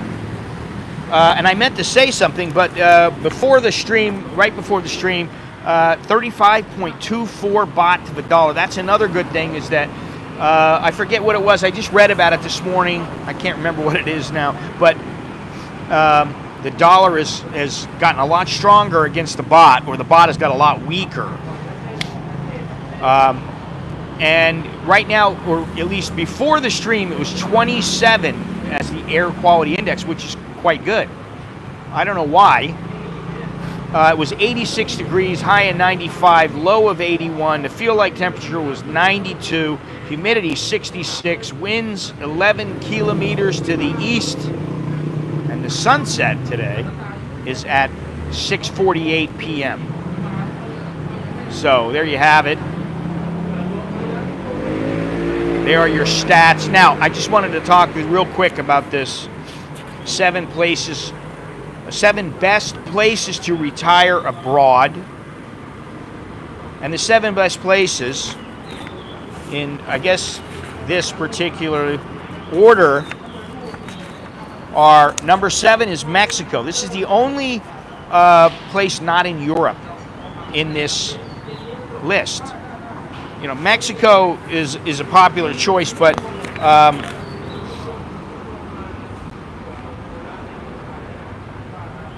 yeah, I don't know what the deal is, but Mexico, I've heard a lot of good things about Mexico. I don't know that I want to live in Mexico. Number 6 is Cyprus. Don't know much about Cyprus. Number 5 is France, which I do know fairly well. You know, I know a little bit about it, and I don't think I'd want to live there. Yeah. Number 4 is Italy. Number 3 is Spain, maybe. Number 2, Malta. Malta, maybe I would give it some consideration. I don't know. And number 1 is Portugal. Can you believe that? Portugal is number 1. It's one of the most popular places in the world to retire. Cost of living is low. Property is generally cheaper than in the UK. You can buy a lovely 2-bedroom apartment in the Algarve for under £200,000, which to me doesn't sound so great. Crime rate is low. I will say this about Ecuador. The crime rate, supposedly, somebody wrote me and said there are 5 times the number of murders in Ecuador per capita than in the U.S. So that's something to think about. Social running of the country before and bot will continue to weaken. Well, I sure hope so. I sure hope that the bot keeps getting weaker and the dollar keeps getting stronger, because that does mean something. What that means, though, is that you got inflation here, and you know, listen, prices here have just gone up to the point where I'm not very happy with them anymore. I don't go into the grocery and go, oh yeah, I want to go spend some money. No, you go in and you buy a bacon, and a bacon is $6-7 easy, and it's not all that much. You don't get all that much for it. French people voted the most unfriendly people in the world. Yeah, and if you don't speak French, forget about it. They think you're an asshole. Am I allowed to say that? Good news for bad girl, carnivore. So those are the 7 places to retire. Bar girls. I did have something else. Second, you know, and all these lists, the more I look at these lists, the more I think to myself, these are all skewed towards whatever the agenda is. And the agenda is for whoever's on the list. Thailand is second most popular destination, according to Agoda. From January to May this year, of course, this was a Thai spokesperson. Over a 5-month period, Thailand's popularity ranked second to Japan. Tourism in Thailand is recovering faster than in other countries due to the early you have to know your P's and Q's when in France. Yeah, I believe that. I've been there a couple times, and yeah, you need to know what you're doing there. You wanna really be on the ball. Good morning. Tourism in Thailand is recovering faster because of the early reopening of its borders. Agoda said that Thailand has the 4th highest number of domestic trips, following the United States, Japan, and Malaysia. Also, Klook and the TAT has launched the Let Your Journey Be Thai campaign, featuring the soft power of the country. Tourists from Hong Kong made up the largest group of visitors who booked activities in Thailand, followed by those from Taiwan, Singapore, South Korea, and Malaysia. Most popular activities included day trips, sightseeing, and spas. So there you go. That's that. Gonna have one more thing, and this is on the embassy's website, the Royal Thai Embassies. This is June 21st. Thailand is the 3rd most attractive country in the world for digital nomads, and a top destination for them in Asia and the Pacific, according to a global online resume service. So since when do they have the credibility that you need to be able to say this is fact? I don't know, but I can say that it doesn't sit right with me.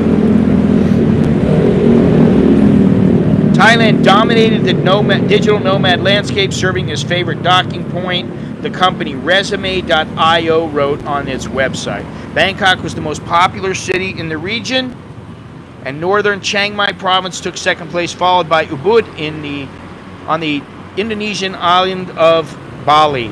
Now, Chiang Mai, it's interesting because people are talking about Chiang Mai, and what I think about Chiang Mai is the pollution. That's all I think about. I just think about pollution. I don't want to live there. I got to nix everything that my wife says about living up there. I just have to do it because they haven't fixed the problems there. They're not fixing it. They're not going to fix it anytime soon, and I just don't see living there. If she was vehement about it, I guess I would go, okay, fine. I don't see that happening, though. I don't see her pushing it on. Bangkok takes the crown as top destination in Asia and Oceania for digital nomads, as one of the most popular tourist destinations in the world. It's no wonder why digital nomads set up camp here. Another Thai city, Chiang Mai, comes next, deemed a treasure for its fast internet and abundance of cafes and co-working spaces. Listen, it may be a treasure, but they still got the pollution issue that they have to work on, and I just don't see them being the top spot. I just cannot do it. How can you call it a top spot when their pollution there is absolutely horrendous?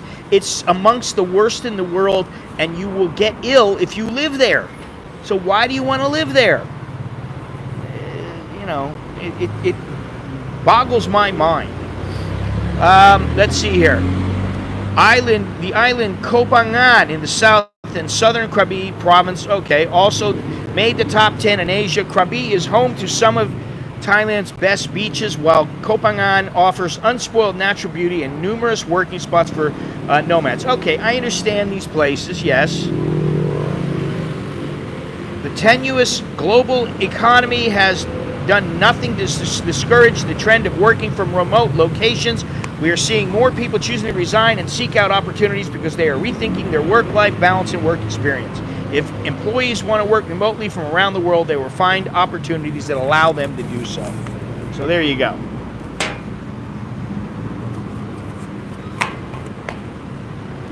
And there you go.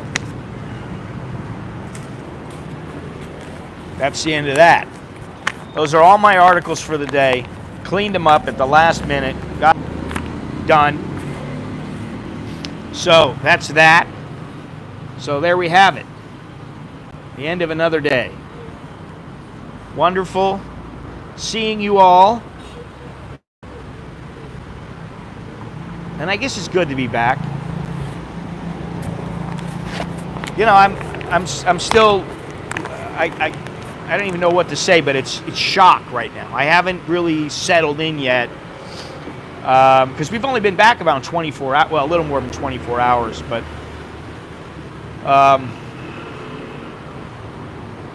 yeah, I mean, I'm looking around and I'm just like,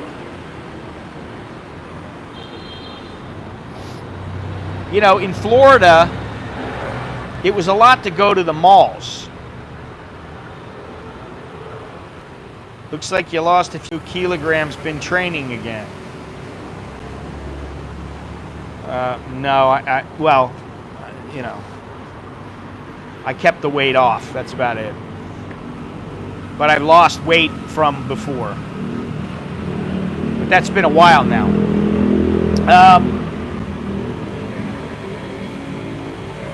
So yeah, I'm in shock here. I am rejuvenated. I feel really good, and I got a lot of things I want to get done. while I can. And quite honestly, I don't know if I'm going to move down to the south, if we're going to like get another place down south, because actually I want to put that money away and save it for a place, wherever it may be, whether it's in Ecuador, Thailand, wherever it may be. I want to put every extra bit that I have. You have the holiday blue. I don't have the holiday blue. I'm not blue. But, you know, getting back here is, yeah, it's different. Because I've been to, like, how many different countries? 7, 8 different countries. Thank you. Thank you very much. And, you know, the time that I've spent in these places has given me a new perspective here. And I can't say that, it, you know, oh, everything is great here. And I don't believe that. It is what it is. It's a big city. And, you know, it's great that they got the SkyTrain going. And you know, the mall is still a shithole right now. The mall is really taking a hit right now. I mean, it's starting to take form. In the front of the mall where Starbucks used to be, they've got glass out, and it's really starting to look nice. But everywhere else, it still looks the same to me. And listen, I went to go get some photos. I thought I needed some passport photos, and I found them yesterday. So I don't need to go and get any, but I was going to go get some. And I went to go to the camera place in the mall, and the whole side of the mall is closed. They don't have the camera place there. And I'm like, I asked the lady, I go, hey, you got any, where did they move, or what's going on? Where's the camera? Oh, no half. So then I went across the street to Happy Land. Oh, no half. Then I go over to Tesco Lotus, that whole Tesco Lotus compound, no half. So finally I went back to Happy Land, and I'm looking around. No, the government is not in power yet. They're not doing anything. They haven't decided yet. They're still, like, you know, trying to get the guy out, which, you know, this is not a democracy in the way that it is a democracy in the United States or other places. It's, are those pre-weightless loss photos? Or what? What are you talking about? All the photos that are up of me are just me. It's within a couple of days. And right now, I'm probably a kilo from my lowest weight right now. So, no, that passport photo, I was a little chubbier. But I'll keep it. So now I just need Bo's passport photo. And then she has a month to turn in her application for permanent residency in the United States. So I don't know what's going to happen. I don't really know. I'd like to do that for her, though. It's the least I can do. You know, she was so good to my parents when she was there. My father never had to reach for his wine. And she cooked a couple times. Well, she cooked once. She helped quite a bit, but she cooked one time. She cooked some Thai food, and we had like pad Thai, and we had fried rice, and we had squid, and we had some other stuff, and it was just fantastic. So, you know, my parents love her. She's really good, and you know, it's always nice when we wake up. Usually I wake up first because I get up early. I wake up, nobody's up. I go out, I sit there for a minute, and I think, all right, I should start a coffee. I get myself an espresso, boom, just like here. It's $535 for that permit. It's not cheap.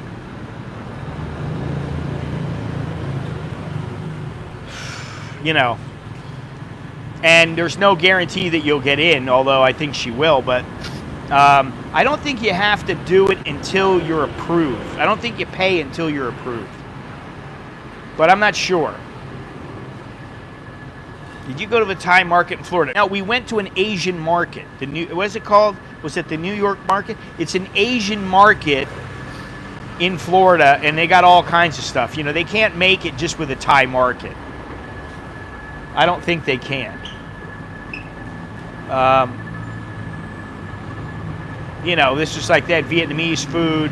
They have Thai food. They have Korean. They have Japanese. They have everything. So, you know, we did do that once. And then we went to a place called Doris's.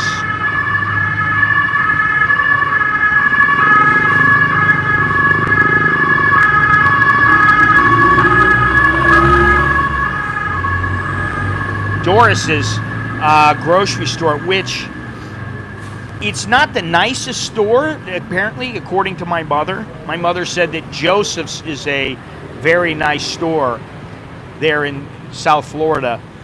And she said Doris's is nice, but it's not quite as nice as Joseph's. And I went into Doris's and I was like amazed. They had so much wine, and you just had every single choice that you could ask for. We found Guinness chips there. We had Guinness chips. We found plantains there, which I didn't know they had plantains. We found, I mean, everything you could want, we found. And it was like, oh yeah, okay, get this. Oh, get that. That's so nice. Oh, you want some cookies? Okay. You know, it was just, you know, it was better than going to like Publix or something like that. Because, you know, I mean, I guess Publix is okay for what it's worth. And most of the time, they don't go to the grocery. You know, they just order everything through Instacart. And we did that too a couple times. So, you know, it was an interesting experience. And every place we went was a little bit different. I mean, Ireland was different than Portugal. Portugal was different from the United States for sure. Ecuador was much different.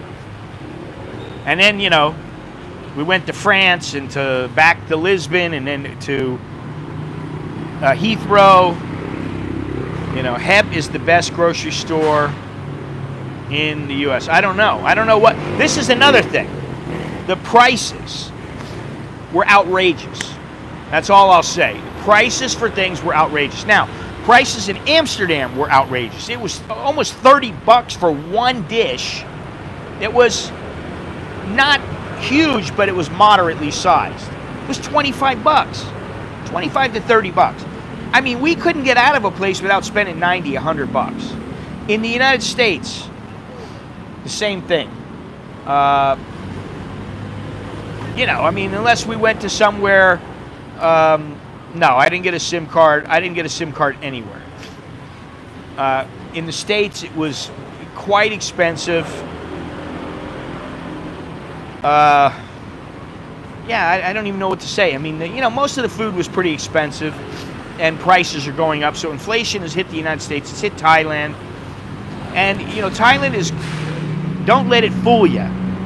If you're getting anything that's imported, it's going to be expensive,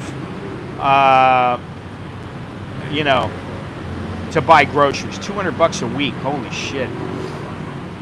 Yeah, I mean, that's about what we spend here. We spend about $800 a month on groceries, maybe $600 sometimes. Depends on what we need, what we buy. You know, if we're going to spend a lot of money, who's at home, and you know, that kind of thing. I mean, our electric bill is still around $200 a month, which is, you know, it didn't used to be that much. It used to be $150. Now it's $200. Month after month after month. So prices are rising here. And, you know, I dare say it's rising, you know, pretty much everywhere. And in Ecuador, you know, the thing is that you could start a place up and you got everything that you need. It's a great place. It's fantastic. You think, oh my God, we're going to do great here. But there's not enough people. You know, you go and you might make, you know, maybe you make $100 for the day. But I'll tell you what, there were two places that struck me, three places that really were good places that we went to, four places that we went to in Ecuador. One of the places I started streaming from, it was called Coffee and Surf or something like that. And they had really good coffee, really good food. And it was really, really nice. Electric here will be the highest in the Western world in July. Holy shit. How much is 5G with text and unlimited data in Bangkok? Well, it depends, because the text, I mean, I would say you're not looking at that much. You're looking at about 25 bucks a month. You know.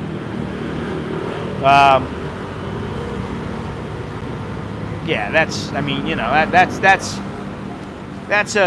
you could spend that much, or you could spend a little bit more. You could spend a little bit less maybe, but really that's about an average. That's about what I spend. And like right now I'm streaming, and I got the 450 baht a month plan, which is a little lower than usual, because I had like 550 baht on my phone. I just thought I'll just do it. I got 30 days, and that's 4G of service, or 5G rather, and it was 450 baht. It's 650 to get 4. Wow. It's 650 baht for 4 gigabytes constant speed. You always have that 4 gigabytes. So that's good.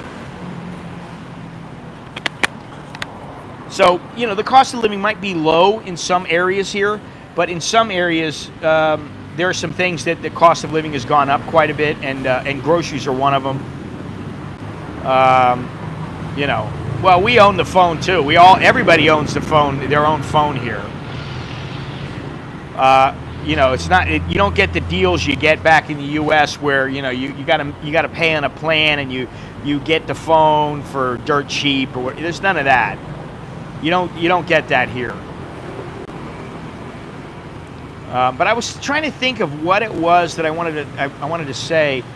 I have no idea about the weed. You pay $226 a month. Wow, that's a lot. That's a lot. Yeah, that's a lot. But you know, it is what it is.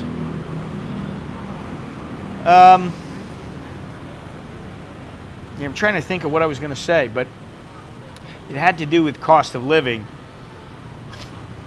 And the only thing that's not that expensive is water. And our water bill used to be 300 baht. Now it's 500. I can't get an eSIM because my phone won't accept it. I don't have a phone that is new enough to accept the eSIM. Gee, man, how much estimated tax fees would you save if you relocated to Thailand? Well, that's another story. The taxes are another story. And I don't know, it really depends on where you're earning. You know, 1,600 a year. Wow.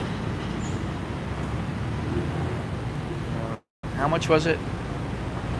$55 for my pocket Wi-Fi. Well, it's $2-3 for a bottle of water. And if you're in the airport, it might cost you $5. I mean, it was like we went into the airport and we had meatball sandwiches. Or no, meatball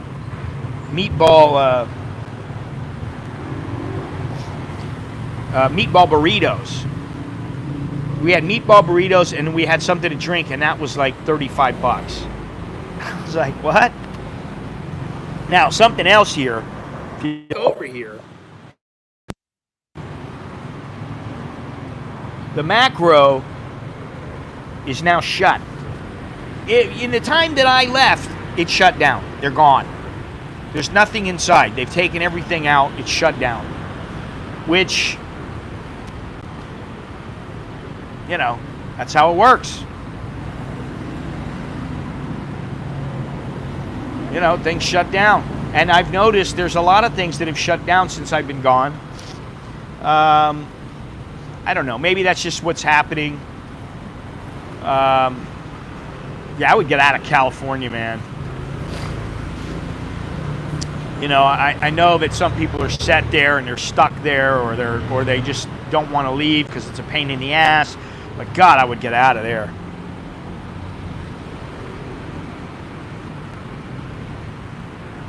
Just, I mean, you know, there's so many things, so many reasons why you could leave.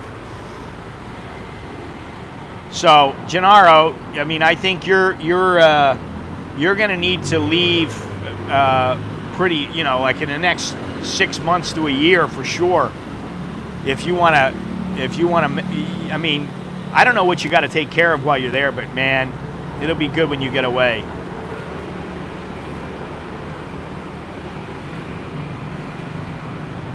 You don't pay half that. Holy shit. 800 divided by 12, 67 bucks a month or something like that. Circling the drain. Yeah. Well,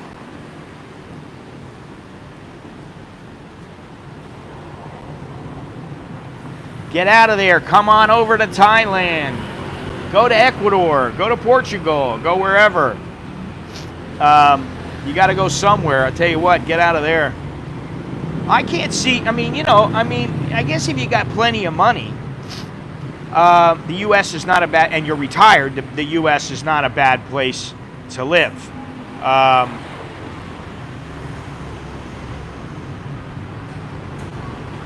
You know, I mean, living back in you know, in Florida. I mean, we're there for a month or, you know, a couple of weeks, really. I didn't have to really concern myself with many things when I'm there. And I mean, none of us did. I mean, and that's because we're with my parents. But if we had to live there on our own, forget about it. You know, it's, I think it would be too difficult for us. So we're going to have to figure something out because, you know, if we end up moving there in a little while, yeah, we got to plan some things out. I don't know what we're going to do. We're going to have, you know, right now I think, you know, everybody is just getting back and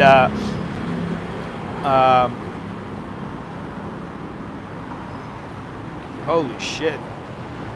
So everybody's just getting back and trying to get you know, catch up on their sleep and get back in the rhythm, you know, of the time, and that's what we're trying to do right now. I think by tomorrow we'll be all right. Excuse me. Now I gotta say, Nicholas, when we were in Thailand, he copped a couple boxes of Cocoa Pebbles.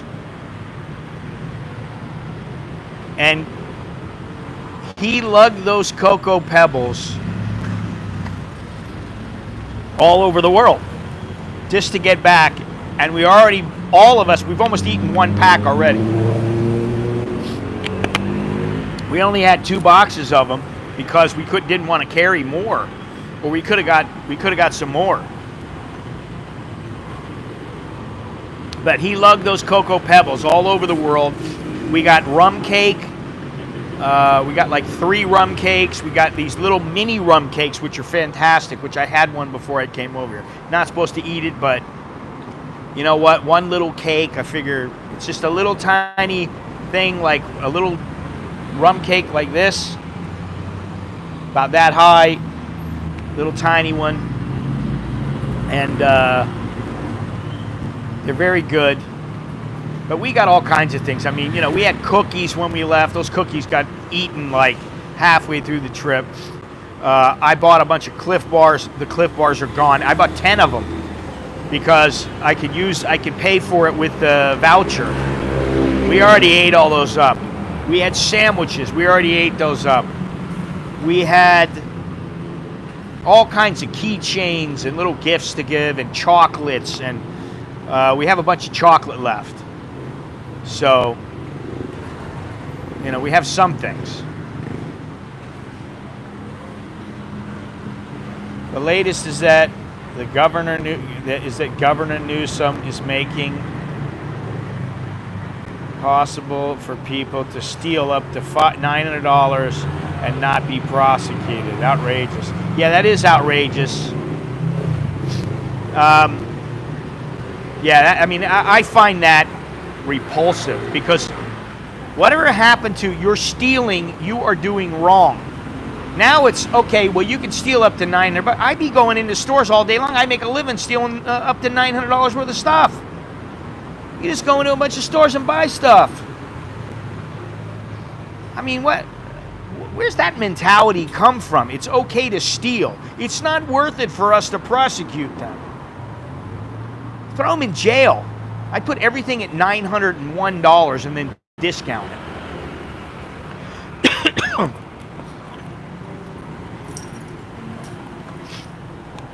And this is why I don't live in the United States.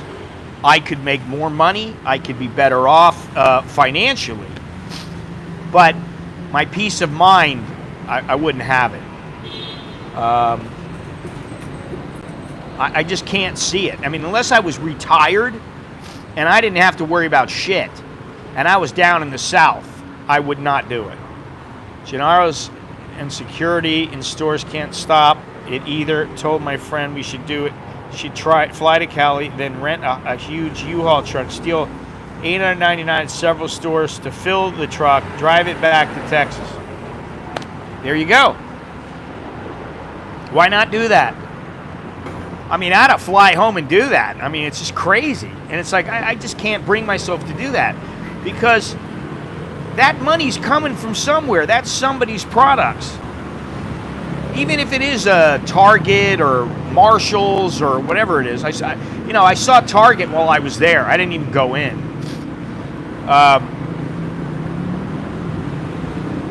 Target is there at that mall we went to. Marshall's is there.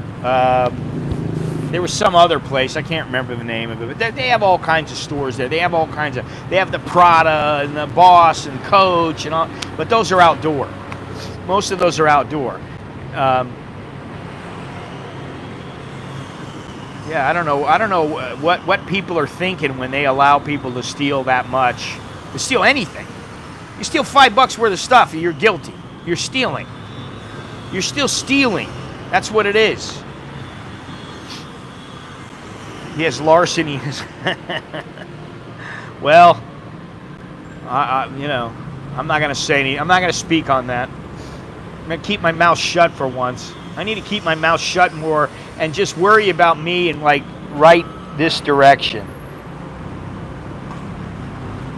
I don't know why they do it and why they think that's okay and why it's... Yeah, I don't know why they do it.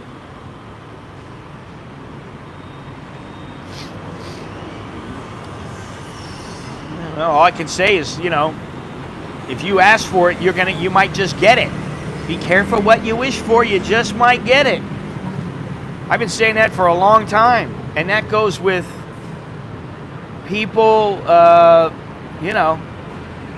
stealing, people doing whatever. It doesn't matter what it is. You ask for it, you might just get it. The education system is bad. People don't want to learn. They want to become these, mega stars. They want to become superstars on YouTube. Listen, that's not how it works. It just doesn't happen. Let me see if I can read this again. I want some of the big time criminal money like Pfizer. Oh, God, don't even talk about that. And they're in cahoots with the government. So,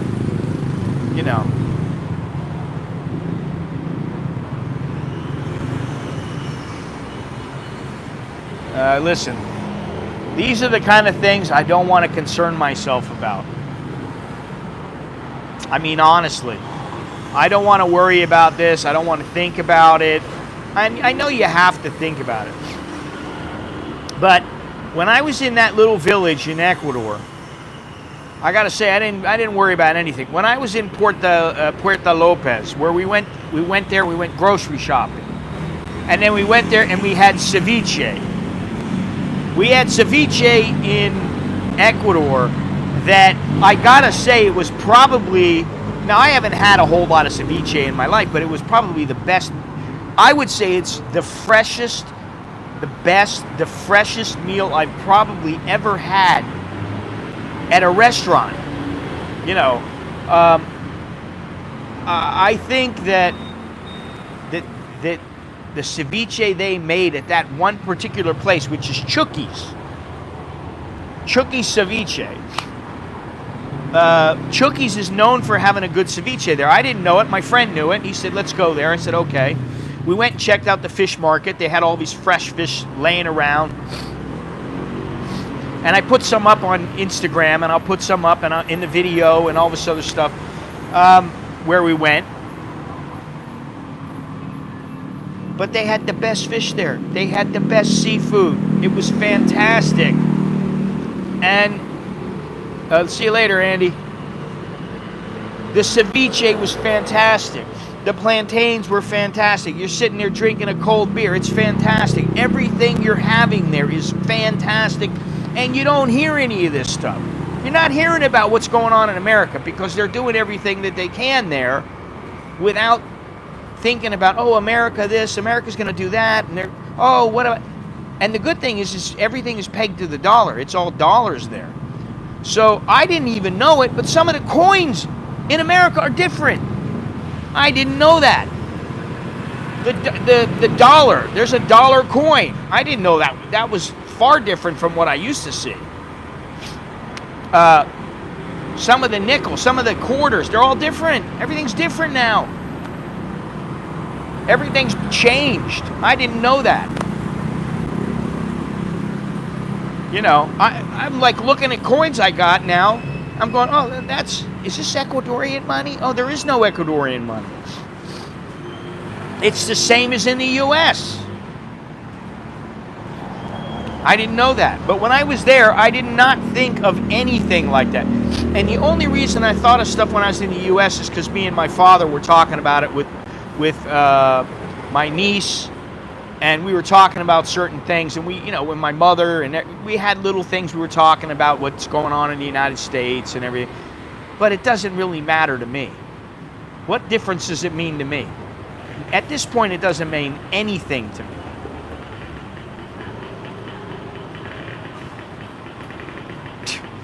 It's fake. Oh my God. I didn't know that there were dollars.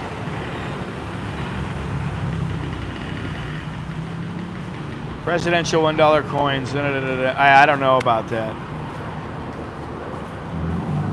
Well, I just got a message from someone saying that my followers are crazy, that you're not allowed to steal like that, that's not something that happens. It doesn't happen all the time. I don't know if it is or not, because quite frankly, I'm not there, and I don't want to be there, and I don't want to think about it.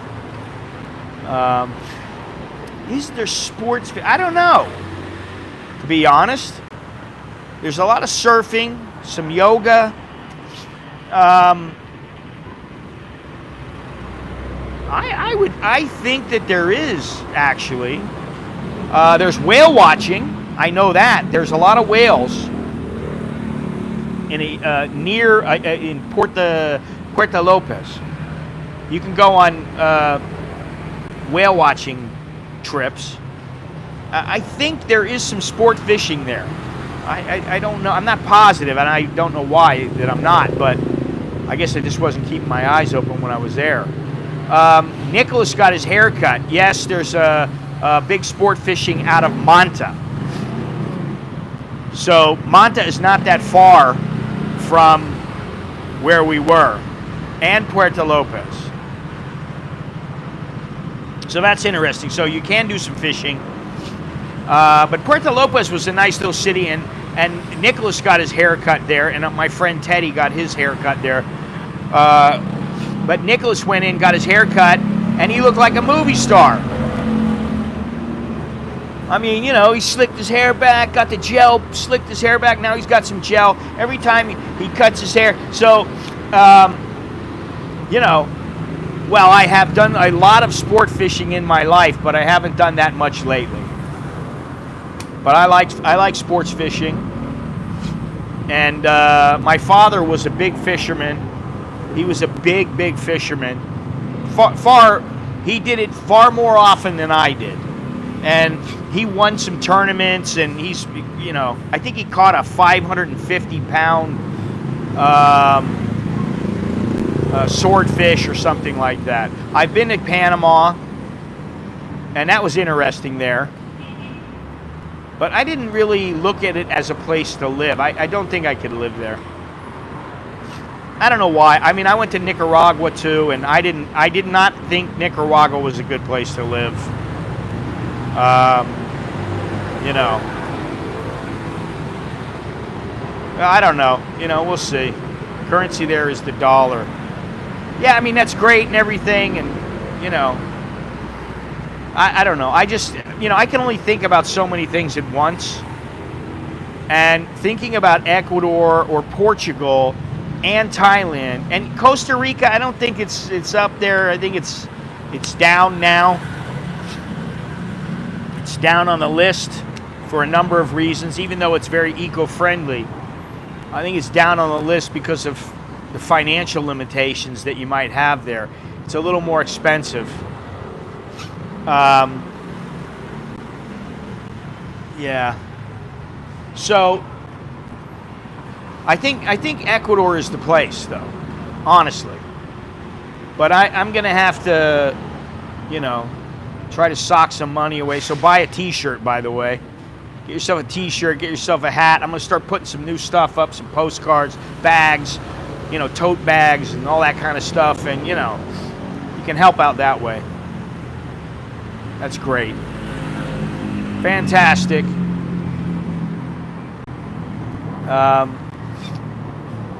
You know, other than that, it would be something, if I was in Ecuador, I mean, you know, we could have a store where we have, you know, 10 different items and a bunch of little knickknacks. And then have a little restaurant, a little Thai restaurant or something like that.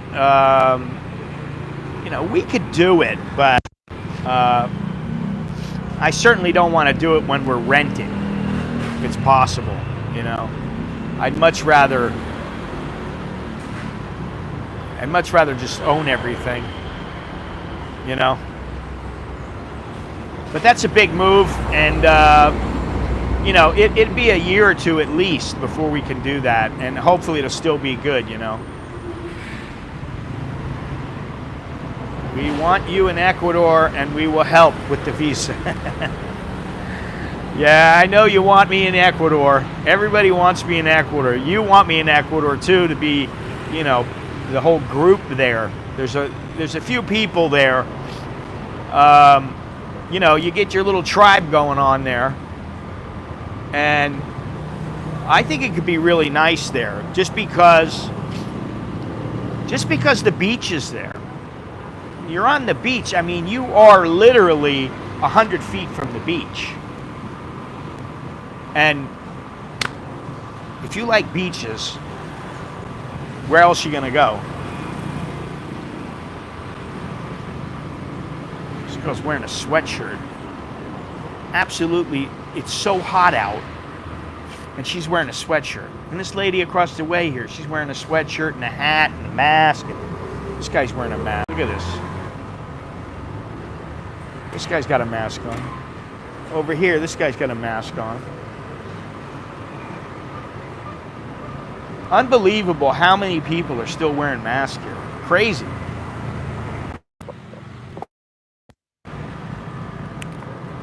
Catfishing. That's interesting. Catfishing.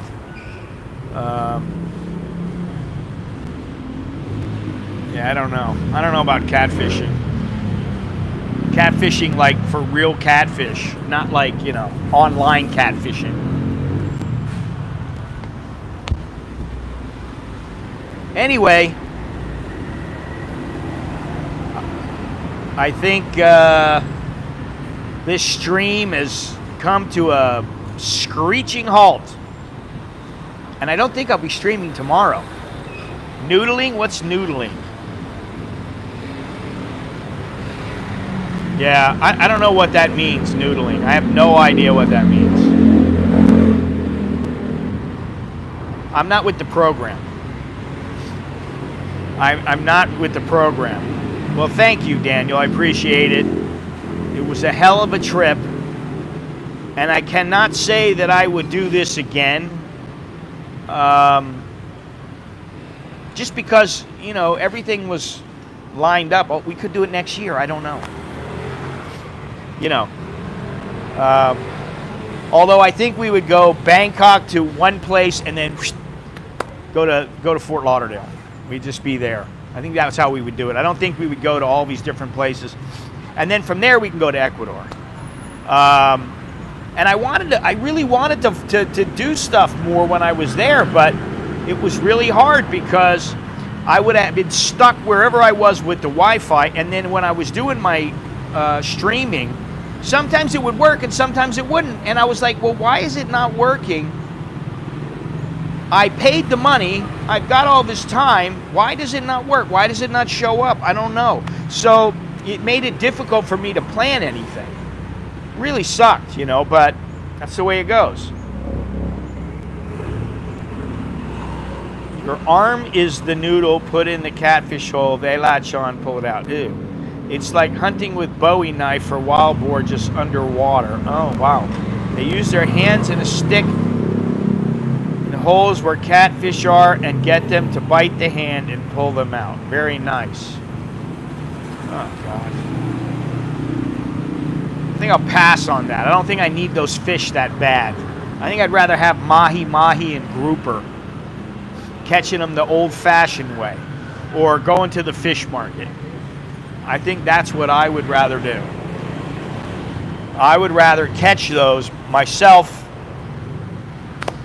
you know, bread and butter. Oh, I got to say that in Ecuador, I got to talk about this. And that is that when I was in Ecuador, we went to a couple places. One was the coffee and surf shop, which they had good coffee down there. I don't know about their canomes and their breakfast and all that, because I didn't have them. But they were open a lot at 8:30 in the morning. And they're right there on the beach. So that was nice. The other place was Distinto Coffee, which was working in conjunction with Ayampe Tacos. The guy at Ayampe Tacos works really, really hard. And they were open at like 8 or 9 o'clock in the morning, 8 o'clock in the morning, until I think 10 o'clock at night. And they had excellent food. The food was fantastic. Then the other place that we went that I really liked was Los Arishos, and we only went Arishas. I think it's Los Arishas. It was an Italian restaurant, and we had pizza, we had squid as an appetizer, we had ravioli, we had gnocchi, and everything was fantastic. But I don't know how many places could be there that town could support, but that Los Arishos was packed. They were making money. They were raking in the money. And I think it was because they were one of the only places open there. And it was fantastic. So those are the 4 places. Let me think here. 4 places? Yeah, 4 places I'm calling out in Ayampe. Those were fantastic. And then Chucky's down in Puerto Lopez. Fantastic place. Just a little place right on the beach. You're sitting in the sand. And they make up your meal, and everything is real nice. And it was just, I can't say enough good things about Chucky's and all the other places I went there. And the tacos at that tacos place were second to none. They were quite good. I mean, you know, you sat there, you just wait. You got to be patient. And when the meal comes, it's absolutely fantastic. We ate there like 3 times at the taco place. And every single time we had food there, it was really good. So anyway, like I said, this stream, I believe, has now come to an end. It's time to say goodbye. So thank you very much for joining me. I appreciate it. Appreciate being welcome back. I appreciate being back. even though I'm still kind of in shock. Chok di leo jerkan mai. Yes, that's right. I do speak Thai, don't I? Forgot about that. Chok di, everybody. Have a good day. Yes, have an old good day. Have an old day, Scott. Okay. Noodling. I'll have to think about that. Noodling. I don't think I'd like to go noodling for catfish. Doesn't sound like my speed, but anyway, that's all I have. Thank you very much, Jim. All right. Sounds good. Thank you very much, everybody. Thank you, Carnivore. Thank you. And I guess we'll talk later. Hasta luego, muchacho. Yes, hasta luego. Gracias. And arrivederci, adios, and all that good stuff. So, see you later.